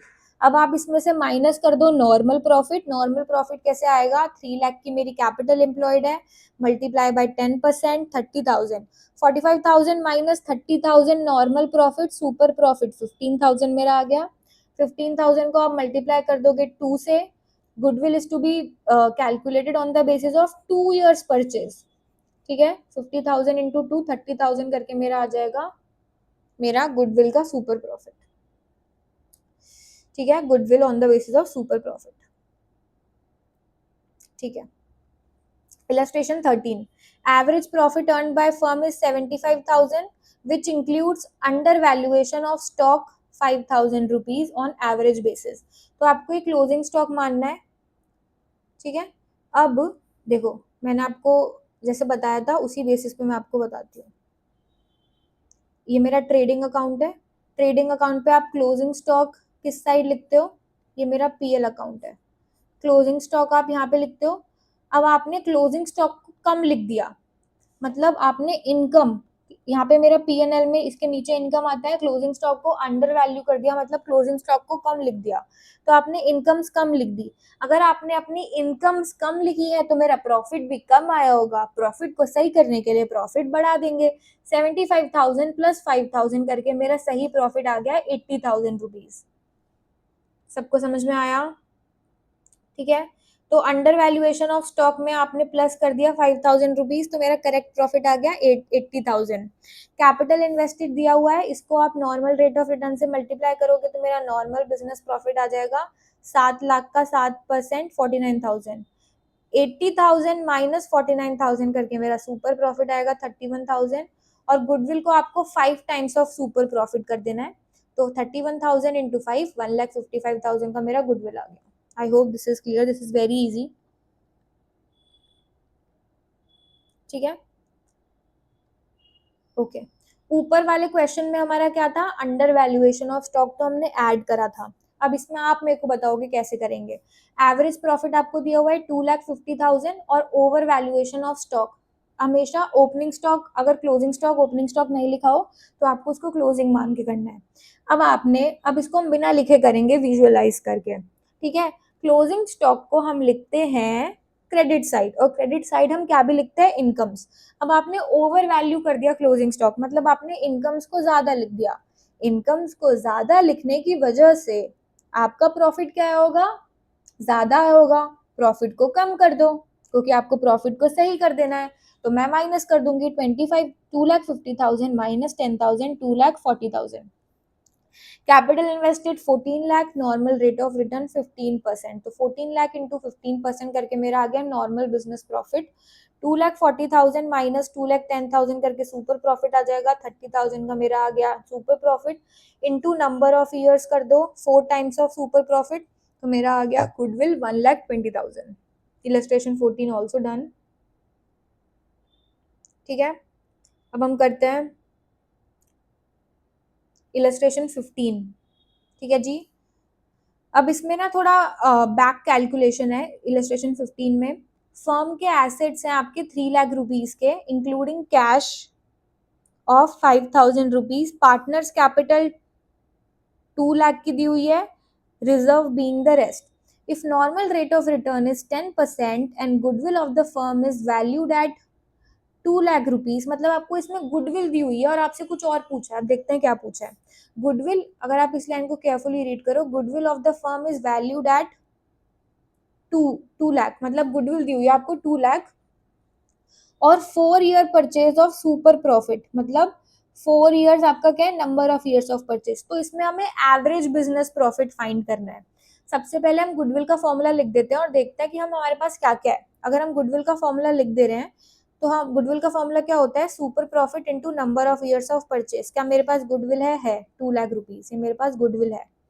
Super profit है मेरे पास, नहीं है। मेरे पास number of years of purchase है 4। ठीक है, तो मैं सुपर प्रॉफिट निकाल सकती हूँ, ये 4 यहाँ पे मल्टीप्लाई में है तो इधर आके डिवाइड हो जाएगा। सुपर प्रॉफिट मेरा आ गया 50,000। यहाँ तक किसी को कोई प्रॉब्लम? एक सेकेंड। ठीक है, यहाँ तक किसी को कोई प्रॉब्लम नहीं होनी चाहिए। ठीक है, 50,000 मेरा क्या आ गया, सुपर प्रॉफिट। अब नॉर्मल रेट ऑफ, क्या हम नॉर्मल बिजनेस प्रॉफिट निकाल सकते हैं? हमारे पास क्या कैपिटल एम्प्लॉयड गिवन है? हमारे पास कैपिटल एम्प्लॉयड गिवन है। Firm had assets of 3 lakh rupees including cash of 5,000। ठीक है, कैपिटल एम्प्लॉयड का मैं आपको एक बार रिवाइज करा देती हूँ अपनी एग्जाम डे शीट से। देखो, कैपिटल एम्प्लॉयड आप दो तरीके से निकाल सकते हो, लाइबिलिटी साइड अप्रोच और asset side approach. Asset side में तो आपको टोटल एसेट्स लेने होते हैं minus outside liabilities minus goodwill और माइनस फिक्टिशियस एसेट्स और माइनस नॉन ट्रेड इन्वेस्टमेंट्स करना होता है, जीएफएन। ठीक है, जीएफएन मतलब G for goodwill, F for fictitious assets और N for non trade investments. चाहे आप लाइबिलिटी साइड अप्रोच करो, एसेट साइड अप्रोच करो, ये तीनों कॉमन है, ये तीनों माइनस होते हैं। एसेट साइड अप्रोच में आपको टोटल एसेट्स माइनस लाइबिलिटीज करना होता है और माइनस जीएफएन, और लाइबिलिटी साइड अप्रोच में partners capital plus reserves minus GFN. ये मैंने अच्छे से एक्सप्लेन करा हुआ है इन प्रीवियस वीडियो, इसमें से भी आप देख सकते हो। तो इस वाले क्वेश्चन में हमारे पास दिए हुए हैं एसेट्स। एसेट्स मेरे 3 लाख रुपए के हैं इंक्लूडिंग कैश, तो इससे आपको कंफ्यूज नहीं होना है, इसको आपको कुछ भी नहीं करना है। ये 3 लाख रुपए में हमारा कैश इंक्लूडेड ही है।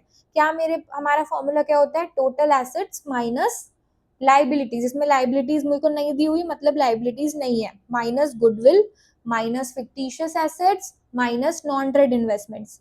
मेरे पास कोई भी इस एग्जिस्टिंग गुडविल नहीं है, तो ये जो मेरी गुडविल होती है ये आपको 2 लाख इसमें से माइनस नहीं कर देनी है।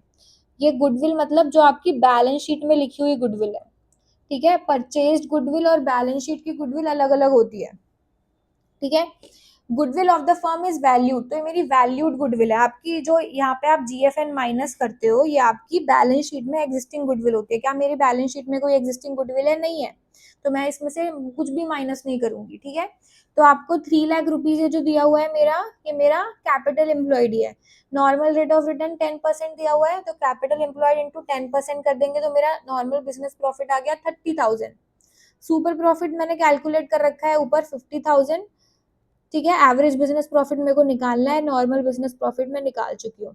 तो इधर ये नेगेटिव का इधर आके पॉजिटिव का हो जाएगा, तो मेरा एवरेज बिजनेस प्रॉफिट आ गया 80,000। यहाँ पे नोट भी दिया हुआ है, as outside liabilities are nil capital employed is equal to total assets.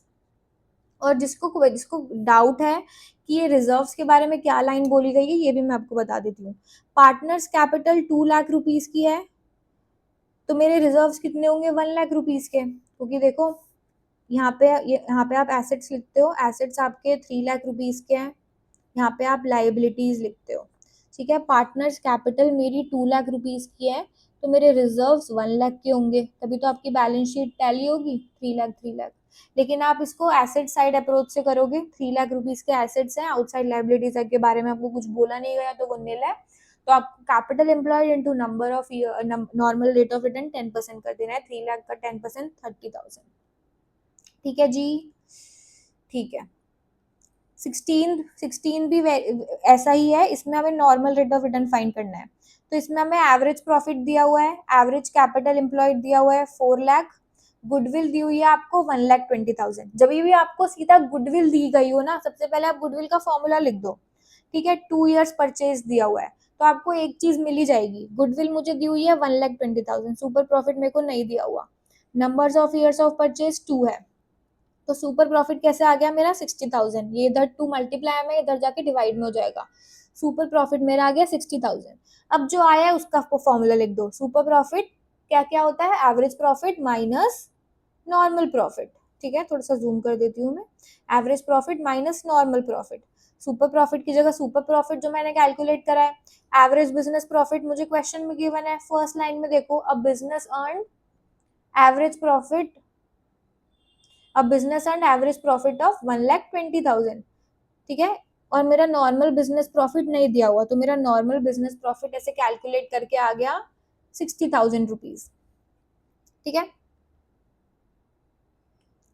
ठीक है। अब नॉर्मल जो मेरा आ गया उसका फॉर्मूला लिख दो, नॉर्मल बिजनेस प्रॉफिट का क्या फॉर्मूला होता है, capital employed into normal rate of return, capital employed मेरे को क्वेश्चन में गिवन है, see average capital employed of the firm is 4 lakh rupees, तो नॉर्मल बिजनेस प्रॉफिट की जगह 60,000, कैपिटल एम्प्लॉयड की जगह capital employed 40,000 into normal rate of return, तो 60,000 इज इक्वल्स टू 4 लाख, 60,000 मेरा क्या था, normal business profit is equals to capital employed which is 4 lakh rupees into normal rate of return, ठीक है।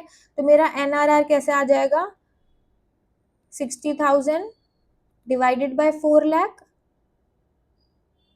विच इज 0.15, और 0.15 को हम क्या भी बोलते हैं, 15/100 विच इज 15%, तो मेरा नॉर्मल रेट ऑफ रिटर्न आ गया 15%, ठीक है। वेरी इजी क्वेश्चन, आपको जो भी क्वेश्चन, अगर आपको गुडविल क्वेश्चन में दी हुई है, सबसे पहले गुडविल का फॉर्मूला लिख दो, जो जो आता जाएगा उसका फॉर्मूला लिखो, जैसे मेरे पास सुपर प्रॉफिट आ गया तो अब मैं सुपर प्रॉफिट का फॉर्मूला लिखूंगी, उससे मेरे को एक और चीज मिल जाएगी, जैसे इसमें मुझे सुपर प्रॉफिट का फॉर्मूला लिख के नॉर्मल बिजनेस प्रॉफिट मिल गया, तो नॉर्मल बिजनेस प्रॉफिट का मैंने फॉर्मूला लिखा, तो मेरे पास अगर आपके पास कोई भी दो चीज है तो आप एक चीज निकाल सकते हो, जैसे इसमें आपके पास नॉर्मल बिजनेस प्रॉफिट था, ठीक है, और आपके पास कैपिटल एम्प्लॉयड था, तो आप एनआरआर निकाल सकते हो, if you have two things you can calculate the other thing. अब ये वाला क्वेश्चन सब ध्यान से देखेंगे, 17 इलस्ट्रेशन, ये भी किस में आया हुआ है, सीबीएसई 2019 में आया हुआ है, इसमें भी आपको क्या दी हुई है, गुडविल दी हुई है, goodwill of the firm is valued 1 lakh at 4 years purchase of super profit, तो सुपर प्रॉफिट मेरा कैसे आ जाएगा, इसको मैं लिख के बता देती हूँ, गुडविल 1 लाख दी हुई है, गुडविल का क्या फॉर्मूला होता है, super profit into numbers of years of purchase 4, तो मेरा सुपर प्रॉफिट कैसे आ जाएगा, 1 लाख डिवाइडेड बाय 4, यहाँ पे मल्टीप्लाई में इधर जाके डिवाइड में हो जाएगा, तो मेरा सुपर प्रॉफिट आ गया 1 लाख डिवाइडेड बाय 4, 25,000, ठीक है। अब आप सुपर प्रॉफिट का फॉर्मूला लिखोगे, सुपर प्रॉफिट का क्या फॉर्मूला होता है, सुपर प्रॉफिट का फॉर्मूला होता है मेरा actual profit minus normal profit, ठीक है।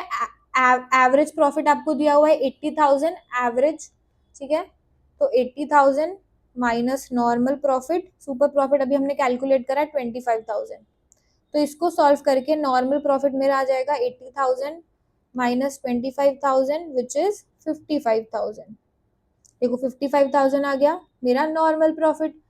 अब नॉर्मल प्रॉफिट का फॉर्मूला लिख दो, नॉर्मल प्रॉफिट का फॉर्मूला होता है capital employed into NRR upon 100, ठीक है। नॉर्मल प्रॉफिट अभी हमने कैलकुलेट करा 55,000, कैपिटल एम्प्लॉयड मेरे को कैलकुलेट करना है, एनआरआर मेरे को कितना दिया हुआ है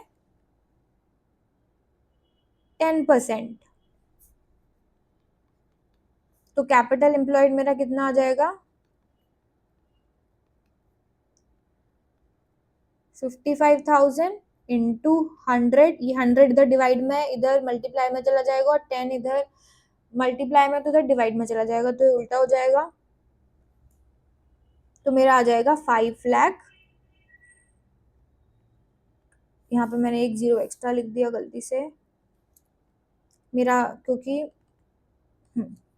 मेरा ये नॉर्मल प्रॉफिट 55,000 आया था यहाँ पे, तो यहाँ पे भी 55,000 आएगा, ठीक है। तो मेरा आ गया कैपिटल एम्प्लॉयड 5,50,000, ठीक है। वेरी इजी इलस्ट्रेशन, मैंने आपको करवा दिया है जस्ट फॉर प्रैक्टिस, लेकिन आपको खुद करना है, ठीक है। Illustration 17 we are done, illustration 18 करते हैं। फर्म अर्न 60,000 एज प्रॉफिट, तो मेरा एक्चुअल प्रॉफिट हो गया। नॉर्मल रेट ऑफ रिटर्न दिया हुआ है 10%, ये मेरा एनआरआर हो गया, ठीक है। एनआरआर मेरा 10% दिया हुआ है। Assets of the firm 70,000 excluding goodwill and liabilities are 2,40,000. Find the goodwill of the firm by capitalization of average profit. अब यहाँ से हमारा कैपिटलाइजेशन ऑफ एवरेज प्रॉफिट शुरू हो गया, तो हम उसको भी एक बार रिवाइज कर लेते हैं। अभी हमारे 3 आउट ऑफ 5, ये हमारे 5 मेथड्स हैं, 3 मेथड्स की क्वेश्चन कंप्लीट हो चुके हैं। तो कैपिटलाइजेशन ऑफ एवरेज प्रॉफिट में आपको numbers of years of purchase use नहीं करना होता। तो गुडविल का फॉर्मूला होता है कैपिटलाइजेशन ऑफ एवरेज प्रॉफिट में capitalised value of average profit minus net assets, ठीक है।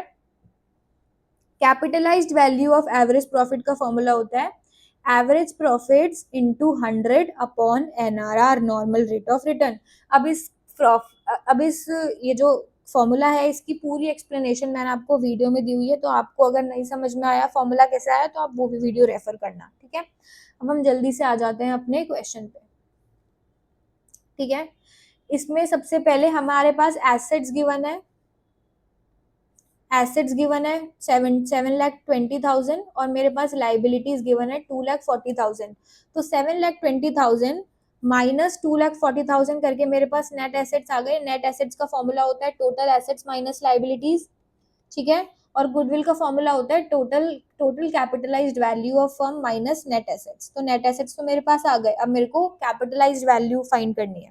और कैपिटलाइज्ड वैल्यू का क्या मैंने फॉर्मूला देखा था, average profits into 100 upon NRR, ठीक है।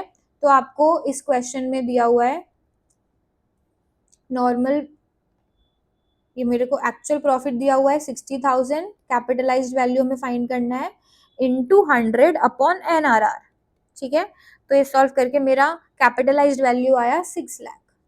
तो 6 lakh minus net assets, net assets मैंने कैसे कैलकुलेट करे थे, 7,20,000 माइनस 2,40,000, 4,80,000 करके।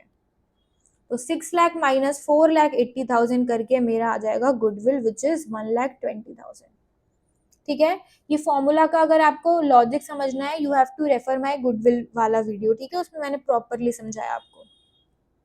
अब हम आते हैं इलस्ट्रेशन 19 पर, ठीक है। इसमें हमें कैपिटल एम्प्लॉय को कैलकुलेट करना सिखाया हुआ है बाय लाइबिलिटी साइड अप्रोच, और ये सीबीएसई 2020 का क्वेश्चन है। सी वेरी वेरी इजी क्वेश्चन। सबसे पहले जब भी आपको गुडविल का क्वेश्चन मिलता है ना, आप सबसे पहले गुडविल का फॉर्मूला लिख लिया करो, फिर आपको याद आ जाएगा कि आपको क्या क्या करना है। अब इसमें जब मैंने लास्ट लाइन पढ़ी, तो वैल्यू ऑफ गुडविल मेरे को निकालनी है कैपिटलाइजेशन ऑफ एवरेज प्रॉफिट करके।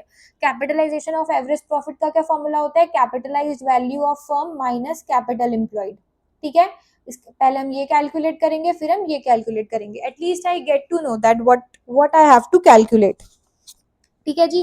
कैपिटलाइज्ड वैल्यू ऑफ फर्म का फॉर्मूला होता है average profit into 100 upon NRR. तो आपको एवरेज प्रॉफिट दिया हुआ है, देखो fixed capital 6 lakh, 4 lakh, credit balance in the current account 4 lakh, 5 lakh, firm had a balance of 1 lakh in general reserve, firm के पास कोई लाइबिलिटी नहीं है।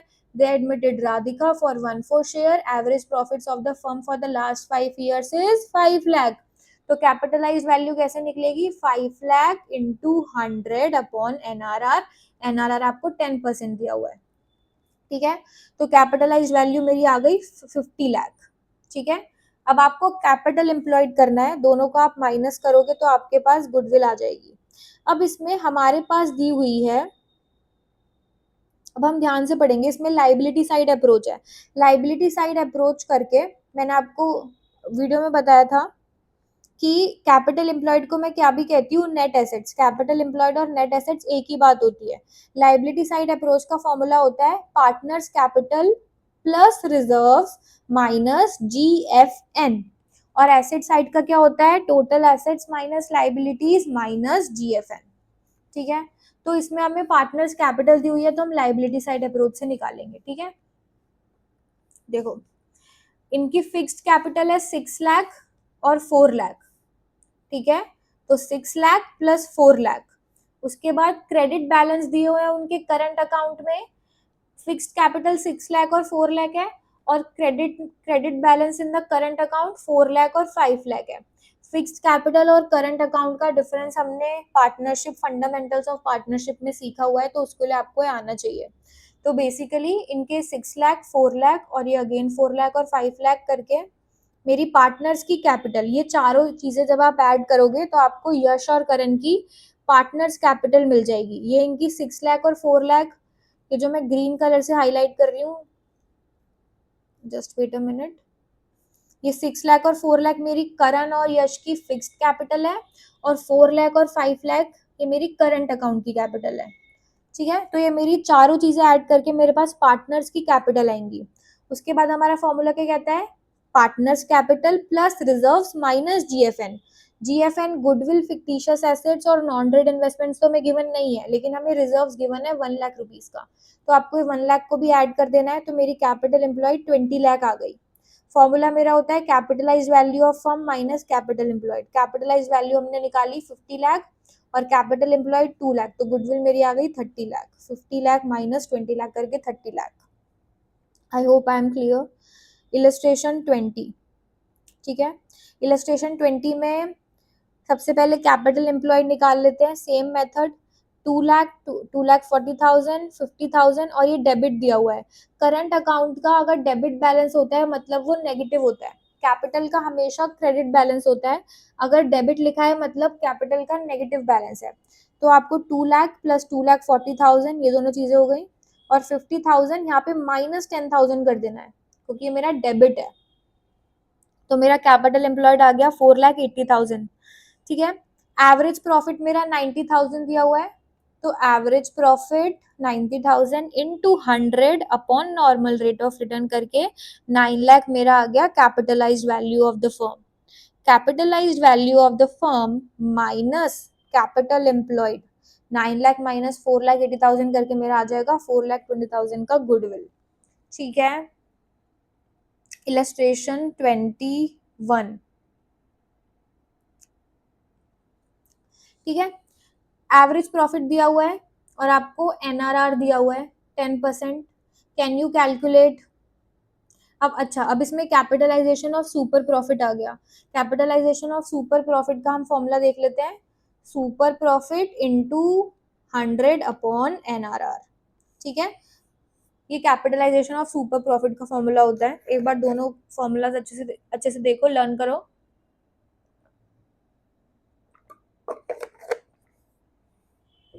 ठीक है, कैपिटलाइजेशन ऑफ एवरेज प्रॉफिट में आप average profit into 100 upon NRR कर रहे थे, सुपर प्रॉफिट में आपको super profit into 100 upon NRR करना है।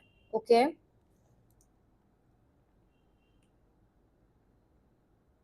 ठीक है, तो गुडविल का फॉर्मूला होता है super profit into 100 upon NRR। तो हमें सबसे पहले सुपर प्रॉफिट निकालना पड़ेगा। सुपर प्रॉफिट निकालने का मेथड हमने सुपर प्रॉफिट मेथड में सीखा था कि कितना आप एवरेज अर्न कर रहे हो और कितना नॉर्मल बिजनेस में अर्न होता है। ठीक है, ओके, तो एवरेज बिजनेस प्रॉफिट हमें दिया हुआ है 1,50,000, तो ये हमने यहाँ पे लिख दिया। लेकिन हमें क्या निकालना पड़ेगा, नॉर्मल बिजनेस प्रॉफिट। अब नॉर्मल बिजनेस प्रॉफिट का फॉर्मूला होता था कैपिटल एम्प्लॉयड, कि कितनी कैपिटल आपने लगाई है और कितना नॉर्मली उस पर आ जाता है। कैपिटल एम्प्लॉयड हमें दिया हुआ है, नहीं दिया हुआ। कैपिटल एम्प्लॉयड को हम और भी क्या कहते हैं, नेट एसेट्स। ठीक है, तो हमें नेट एसेट्स मिल जाएंगे। Tangible assets of the firm are 14 lakh and outside liabilities are 4 lakh. तो नेट एसेट्स और कैपिटल एम्प्लॉयड एक ही बात होती है, याद रखना। 14 lakh minus 4 lakh, assets minus liabilities करके 10 लाख के मेरे क्या आ जाते हैं, कैपिटल एम्प्लॉयड। अगर आप 10 लाख की कैपिटल लगाते हो तो अगर आप 10% ऑफ कैपिटल एम्प्लॉयड करते हो, मतलब अगर आप नॉर्मल रेट ऑफ रिटर्न 10% कमाते हो तो आप 1 लाख रुपए तो अर्न कर ही लेते हो। ठीक है, 1 लाख मेरा क्या आ गया, नॉर्मल बिजनेस प्रॉफिट। जस्ट मैंने कुछ नहीं करा है, मैंने फॉर्मूला में वैल्यू पुट करी है बस। ठीक है, अगर मैं 10% अर्न कर लेती हूँ 10 लाख का कैपिटल लगा के, तो मैं 1 लाख का नॉर्मल बिजनेस प्रॉफिट अर्न कर पा रही हूँ। लेकिन मैंने कितना अर्न करा है, 1,50,000, तो मेरा सुपर प्रॉफिट कितना आ गया, 50,000। अब मुझे गुडविल में फॉर्मूला बस वैल्यू पुट करनी है, super profit into 100/NRR। NRR मेरी 10 है, तो मेरी गुडविल आ गई 5 लाख रुपीज की। ठीक है, I am again repeating this illustration. सबसे पहले आपको कैपिटल एम्प्लॉयड निकालना है। कैपिटल एम्प्लॉयड हम क्यों निकालते हैं, क्योंकि हमें सुपर प्रॉफिट निकालना है, average profit minus normal profit करके। एवरेज प्रॉफिट हमको गिवन है, लेकिन हमें नॉर्मल प्रॉफिट नहीं गिवन। नॉर्मल प्रॉफिट निकलता है कैपिटल एम्प्लॉयड इंटू NRR/100 करके। मैं आपको दिखा देती हूँ। सुपर प्रॉफिट मेथड में हमने सुपर प्रॉफिट निकालना सीखा था। नॉर्मल प्रॉफिट कैसे निकलता है, कैपिटल एम्प्लॉयड इंटू NRR/100 करके। कैपिटल एम्प्लॉयड कैसे निकलेगा, total assets minus outside liabilities, जो मेरी एसेट साइड अप्रोच है। एसेट साइड अप्रोच में हम क्या करते हैं, total assets minus outside liabilities minus GFN। ठीक है, GFN हमारे पास नहीं है, गुडविल फिक्टिशियस एसेट्स या फिर नॉन ट्रेड इन्वेस्टमेंट नहीं है, तो हम एसेट्स माइनस लाइबिलिटीज कर देंगे। 14 लाख माइनस 4 लाख करके मेरा आ गया capital employed. Capital employed multiply by NRR करोगे, नॉर्मल बिजनेस प्रॉफिट आ जाएगा। नॉर्मल बिजनेस प्रॉफिट और एवरेज बिजनेस प्रॉफिट का डिफरेंस सुपर प्रॉफिट आ जाएगा। फिर आपको बस जस्ट वैल्यू पुट करनी है इन द फॉर्मूला। सारे फॉर्मूला बेस्ड क्वेश्चन है, ये सब आपको खुद करने चाहिए। उसके बाद आंसर मैच करके you should move on. Illustration 22 पे आ गए हम। ठीक है जी। Rishi and Suman were partners in a firm. Their capitals were 1,20,000 and सुमन की 80,000। Normal rate of return in similar businesses 12% दिया हुआ है। Profits for the last 4 years ये सब दिया हुआ है। आपको गुडविल वैल्यू करनी है। सबसे पहले फर्स्ट मेथड दिया हुआ है 3 years purchase of last 4 years average profit. ठीक है, तो ये मेरा फर्स्ट मेथड है जो हमने पढ़ा था। तो इसमें आपका फॉर्मूला क्या होता है, average profit into numbers of years of purchase. ठीक है, numbers of years of purchase आपको कितना दिया हुआ है, कहाँ पे दिया हुआ है numbers of years of purchase, 3 years purchase. तो ये 3 years परचेज मेरा क्या है, 3 years परचेज मेरा नंबर ऑफ ईयर परचेज है ऑफ लास्ट 4 years। आपको लास्ट 4 year का एवरेज करना है। तो 33,000 plus 22,000 plus 31,000 plus 34,000 divide by 4, तो मेरा 30,000 आ गया मेरा एवरेज प्रॉफिट। अब आपको एवरेज प्रॉफिट को मल्टीप्लाई कर देना है number of years of purchase which is 3। तो अब फर्स्ट पार्ट का आंसर देखो, 30,000 इंटू 3, 90,000 मेरा आ गया गुडविल। सेकंड आपको लेना है कैपिटलाइजेशन ऑफ सुपर प्रॉफिट। तो सुपर प्रॉफिट का फॉर्मूला होता है गुडविल का सुपर प्रॉफिट इंटू 100/NRR। मेरे पास NRR है 12%। क्या मेरे पास सुपर प्रॉफिट है, नहीं है, तो मैं सुपर प्रॉफिट कैलकुलेट करूंगी। सुपर प्रॉफिट कैलकुलेट करने का फॉर्मूला होता है average profit minus normal profit. Average profit मैंने अभी अभी पुराने वाले पार्ट में कैलकुलेट करा। मेरे पास 4 साल के प्रॉफिट है, इनका एवरेज कर दो तो मेरे पास एवरेज प्रॉफिट आ गया। माइनस नॉर्मल प्रॉफिट कर देना है। नॉर्मल प्रॉफिट का फॉर्मूला अभी तक याद हो गया होगा, capital employed into normal rate of return upon 100। अब कैपिटल एम्प्लॉयड आपको यहाँ पे देखना है, ऋषि की 1,20,000 है और सुमन की 80,000 है। तो 1,20,000 प्लस 80,000 2 लाख। 2 लाख इंटू 12%, 24,000 की मेरी नॉर्मल प्रॉफिट आ गया। ठीक है, सुपर प्रॉफिट आ गया 30,000 माइनस 24,000, 6,000 का मेरा सुपर प्रॉफिट आ गया। तो आपको सुपर प्रॉफिट इंटू 100/NRR कर देना है। तो 6,000 इंटू 100/NRR 12, तो मेरा 50,000 का मेरा आ गया कैपिटलाइजेशन ऑफ सुपर प्रॉफिट से गुडविल। ठीक है, I hope this illustration is also clear to you. अब हम अपनी इलस्ट्रेशंस 23 पे आते हैं। सारी इलस्ट्रेशंस मैं आपको कराऊंगी। कितने इलस्ट्रेशन है इसमें, 26 तक है। ठीक है, we are almost at the and.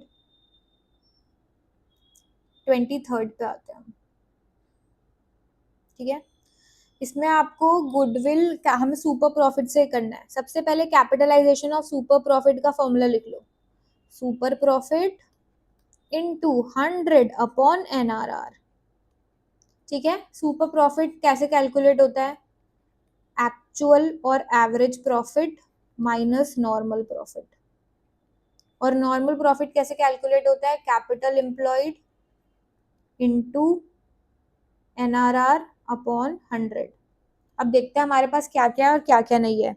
Akshay capital account, Vijay capital account, Akshay current account और विजय करंट अकाउंट। अब ये डेबिट है, ध्यान से देखना, इस पे आप रेड मार्क कर लो, रेड स्टार बना लो। डेबिट में हमेशा आपको नेगेटिव करना होता है, ठीक है। ये 10,000 नेगेटिव का हो जाएगा। आपके पास जर्नल रिजर्व है और आपके पास एडवर्टीजमेंट सस्पेंस है, ठीक है। अब ध्यान से देखेंगे, सबसे पहले हम निकाल लेंगे इसमें हमारी कैपिटल एम्प्लॉयड कितनी है, ठीक है। इसको मैं डबल पेज पे कर देती हूँ, ठीक है। तो आप देख रहे हो यहाँ पे कैपिटल एम्प्लॉयड में,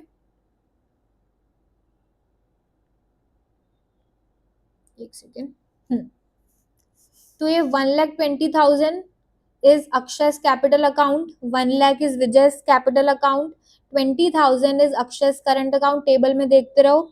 अब ये 10,000 माइनस क्यों करा है, क्योंकि विजय का करंट अकाउंट डेबिट है। If you see over here, Vijay का डेबिट है, डेबिट मतलब नेगेटिव, क्योंकि कैपिटल का होता है क्रेडिट बैलेंस।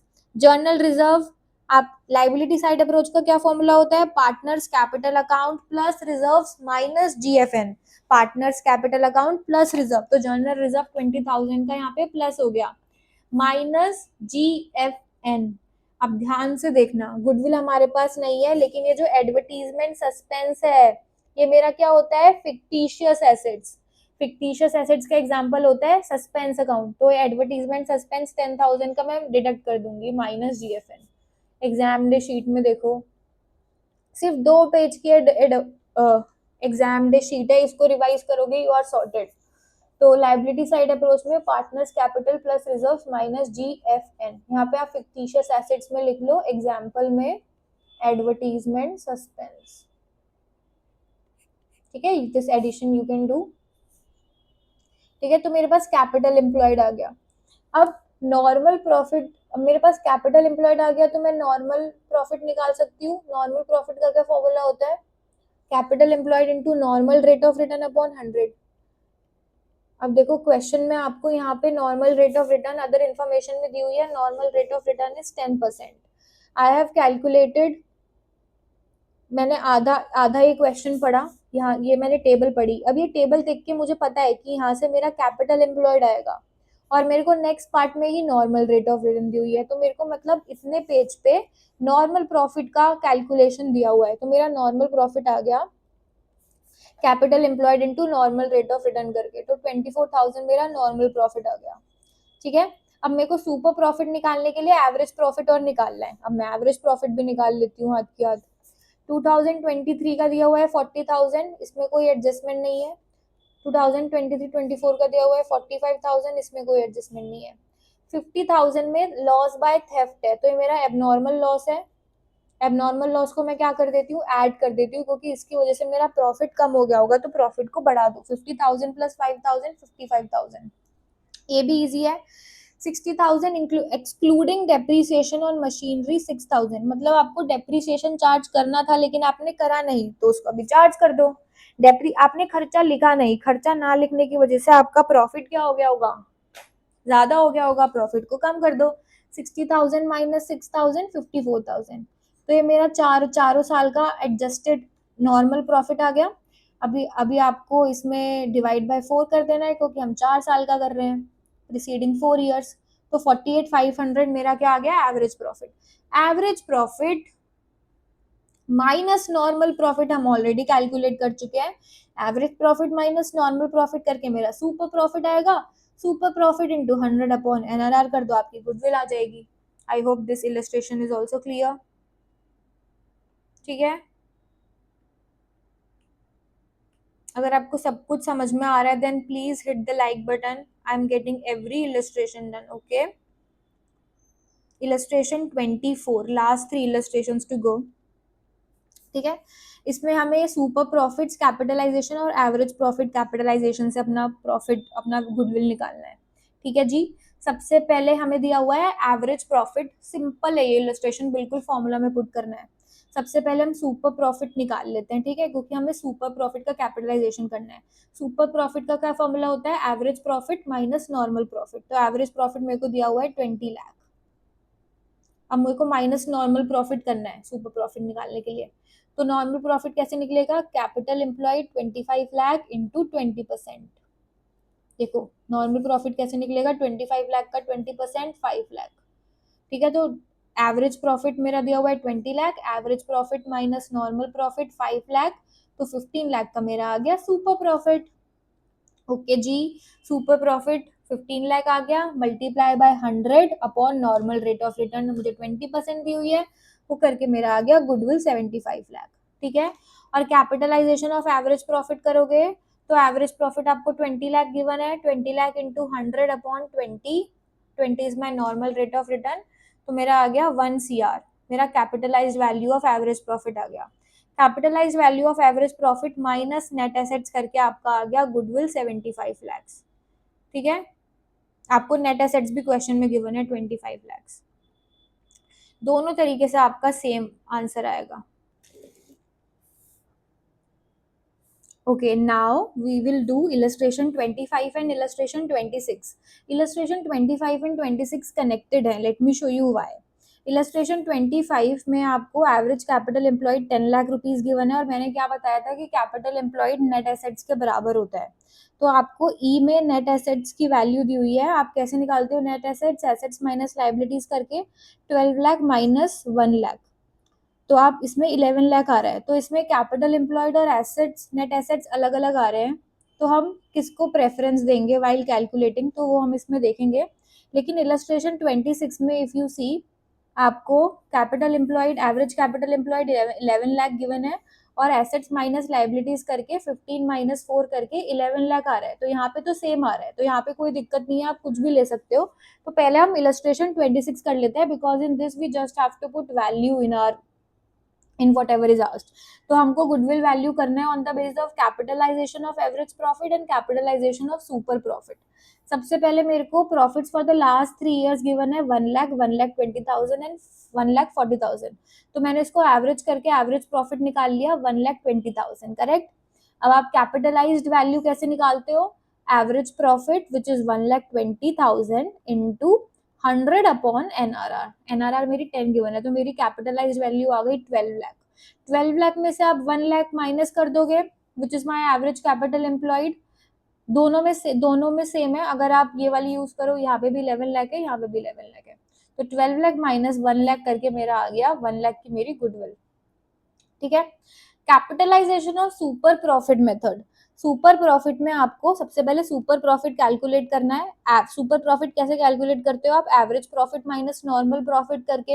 एवरेज प्रॉफिट आपको 1,20,000 गिवन है। अब नॉर्मल प्रॉफिट निकालते वक्त आप कैपिटल एम्प्लॉयड लोगे 11 lakh into normal rate of return upon 100, तो 10 अपॉन 100 1,10,000 आ गया। तो सुपर प्रॉफिट मेरा आ गया 1,20,000 माइनस 1,10,000, 10,000। ठीक है। और गुडविल का फॉर्मूला होता है super profit into 100 upon NRR, तो 10,000 into 100 upon NRR which is 10, तो 1 लाख का मेरा आ गया गुडविल। दोनों मेथड में मेरा सेम वैल्यू आया। Illustration 26, the average capital employed and net assets were equal, but in illustration 25 average capital employed if you see is 10 lakh rupees, and the net assets minus liabilities 12 lakh minus 1 lakh is 11 lakh. So these both are different. So what we will do is, average profit में तो use ही नहीं होता हमारा capital employed, right, लेकिन capitalization of average profit में मैं total capitalized value of the firm में से माइनस करती हूँ नेट एसेट्स। तो average profit, capitalization of average profit में यू हैव टू रिमेंबर कि अगर मेरे को लाइबिलिटी साइड अप्रोच या फिर कैपिटल लाइबिलिटी साइड अप्रोच या फिर एसेट साइड अप्रोच की इंफॉर्मेशन गिवन है, अगर मेरे को पार्टनर की कैपिटल गिवन है, एसेट्स माइनस लाइबिलिटीज गिवन है, तो मैं फॉर्मूला में कैलकुलेट करके जो निकालूंगी नेट एसेट की वैल्यू, मेरे को वो प्रेफर करनी है। इस क्वेश्चन में मुझे 10 लाख डायरेक्टली गिवन है, और एसेट्स माइनस लाइबिलिटीज की इन्फॉर्मेशन गिवन है, तो I will prefer that in capitalization of average profit. ठीक है, तो पहले हम फर्स्ट और फोर्थ को सॉल्व कर लेते हैं। एवरेज प्रॉफिट के बारे में आपको गिवन है 3 लाख का प्रॉफिट इन 2024, 2.5 लाख का लॉस इन 2025 एंड 2026 में 8,50,000 का प्रॉफिट। तो मैं एवरेज प्रॉफिट कैलकुलेट कर लूंगी, 3 lakh minus 2.5 lakh plus 8,50,000 divide by 3, तो 3 लाख मेरा आ गया। अब इसमें से आपको मैनेजमेंट कॉस्ट माइनस कर देना है। मैनेजमेंट कॉस्ट का हमने पढ़ा हुआ है कि ये दो पार्टनर्स है अमृत एंड अमर, इसको आपको 5,000 रुपीज देना है दोनों को for how many months, 12 months per month, तो 1,20,000। ठीक है, अब हमने पढ़ा है कि इस चैप्टर में हमको सारी एडजस्टमेंट्स करनी होती है, वैल्यूएशन ऑफ स्टॉक की, एबनॉर्मल गेन, एबनॉर्मल लॉस, और हमको उस चीज को हटाना होता है अगर हमारा फ्यूचर में कोई एक्सपेंस होगा। जैसे इस क्वेश्चन में आपको अमृत और अमर को फ्यूचर में मैनेजमेंट कॉस्ट के पैसे देने हैं 1,20,000 रुपए, तो आपका प्रॉफिट एक्चुअली में 3 लाख रुपए नहीं है, 3 लाख रुपए में से आपको 1,20,000 हटाना पड़ेगा, तो 1,80,000 मेरा एवरेज बिजनेस प्रॉफिट आ गया। इसको आप मल्टीप्लाई कर देंगे 3 से, because my number of year purchase is 3, तो मेरा एवरेज बिजनेस प्रॉफिट आ गया 1,80,000 इंटू 3, 5,40,000। ठीक है, अगर आप फोर्थ पार्ट देखो कैपिटलाइजेशन ऑफ एवरेज प्रॉफिट, तो इसमें एवरेज प्रॉफिट मेरा 1,80,000 आया था, इंटू 100 अपॉन NRR कर दो, 12 लाख मेरा आ गया कैपिटलाइज वैल्यू। अब मैंने नेट एसेट्स में आपको बताया था किसको प्रेफरेंस देना है, आपको एसेट्स माइनस लाइबिलिटीज वाले को। ठीक है, तो एसेट्स माइनस लाइबिलिटीज करके मेरा नेट एसेट्स कितना आ गया, 11 लाख रुपए, तो 12 लाख माइनस 11 लाख, 1 लाख मेरी आ गई गुडविल। ठीक है, always remember capitalization of average profit में गिव प्रेफरेंस, अगर आपको लाइबिलिटी साइड अप्रोच और एसेट साइड अप्रोच का इंफॉर्मेशन गिवन है, गिव प्रेफरेंस टू दैट। अब आपकी बुक में सुपर प्रॉफिट के लिए दोनों दोनों अलाउ करे गए हैं। सुपर प्रॉफिट में आप ये भी यूज कर सकते हो और ये भी यूज कर सकते हो, both are correct, but again I will say give preference to if value is given. ठीक है, जैसे आपको इसमें एवरेज बिजनेस प्रॉफिट तो यही है, नॉर्मल बिजनेस प्रॉफिट निकालने के लिए 10 लाख का यूज करा गया है एवरेज कैपिटल एम्प्लॉयड। ठीक है, और मल्टीप्लाई बाय NRR कर दोगे तो नॉर्मल बिजनेस प्रॉफिट आ जाएगा, इससे आप सुपर प्रॉफिट निकाल सकते हो और आपका गुडविल आ जाएगा। और आपको ऑल्टरनेट मेथड में जो normal profit assets minus liabilities की जो कैपिटल एम्प्लॉयड है उससे भी निकाला गया है, 11 लाख इंटू 15/100। तो जिसका प्रीवियस मेथड था उसमें मैंने नॉर्मल प्रॉफिट कैसे निकाला था, 10 लाख, जो मुझे एवरेज कैपिटल एम्प्लॉयड गिवन है, ऐसे करके मैंने नॉर्मल प्रॉफिट निकाला था, तो मेरी सुपर प्रॉफिट की कैलकुलेशन चेंज हो जाएगी। तो आप दोनों मेथड, दोनों में से कोई सी भी ले सकते हो, बहुत कम चांस है ऐसा एम्बिग्यूटी वाला क्वेश्चन आए, मोस्ट प्रोबेबली आपको यही वाला क्वेश्चन आएगा जिसमें capital employed, average capital employed और एसेट्स माइनस लाइबिलिटीज दोनों इक्वल है। लेकिन फिर भी अगर ऐसा कोई क्वेश्चन आ जाता है, then don't worry, you can give alternate solution in the exam as well, but average capitalization of average profit में तो ऑलवेज प्रेफर, अगर आपको लाइबिलिटी साइड अप्रोच और एसेट साइड अप्रोच की इंफॉर्मेशन गिवन है, प्रेफर दिस ऑलवेज। ठीक है, और अगर सुपर प्रॉफिट में आप फंस रहे हो नॉर्मल, क्योंकि सुपर प्रॉफिट में नॉर्मल प्रॉफिट की कैलकुलेशन होती है capital employed into NRR upon 100, then you can show solution with both of the capital employeds. ठीक है, तो 10 लाख से भी आप कर सकते हो, और यहाँ पे इन्होंने बुक में 11 लाख से भी करके दिखाया हुआ है, 11 lakh into 15/100। I would prefer कि आप दोनों से करके दिखा दो पेपर में। ठीक है, ताकि आपका कोई स्कोप ना रह जाए मार्क्स कटने का। ठीक है, तो आप सुपर प्रॉफिट का दोनों से दिखा सकते हो। आई होप ये सारी इलस्ट्रेशन आपको क्लियर होंगी। अगर इसके बाद भी आपको कुछ इलस्ट्रेशन में डाउट रह जाता है, then do let me know in the comments. Please like the video so that I get motivated to make more videos, and drop the comments if you like the video. Hit the like button and share it with your friends. Thank you. Please drop your doubts if you have any in the comment section. I will be more than happy to help. Thank you. Have a nice day. Keep practicing.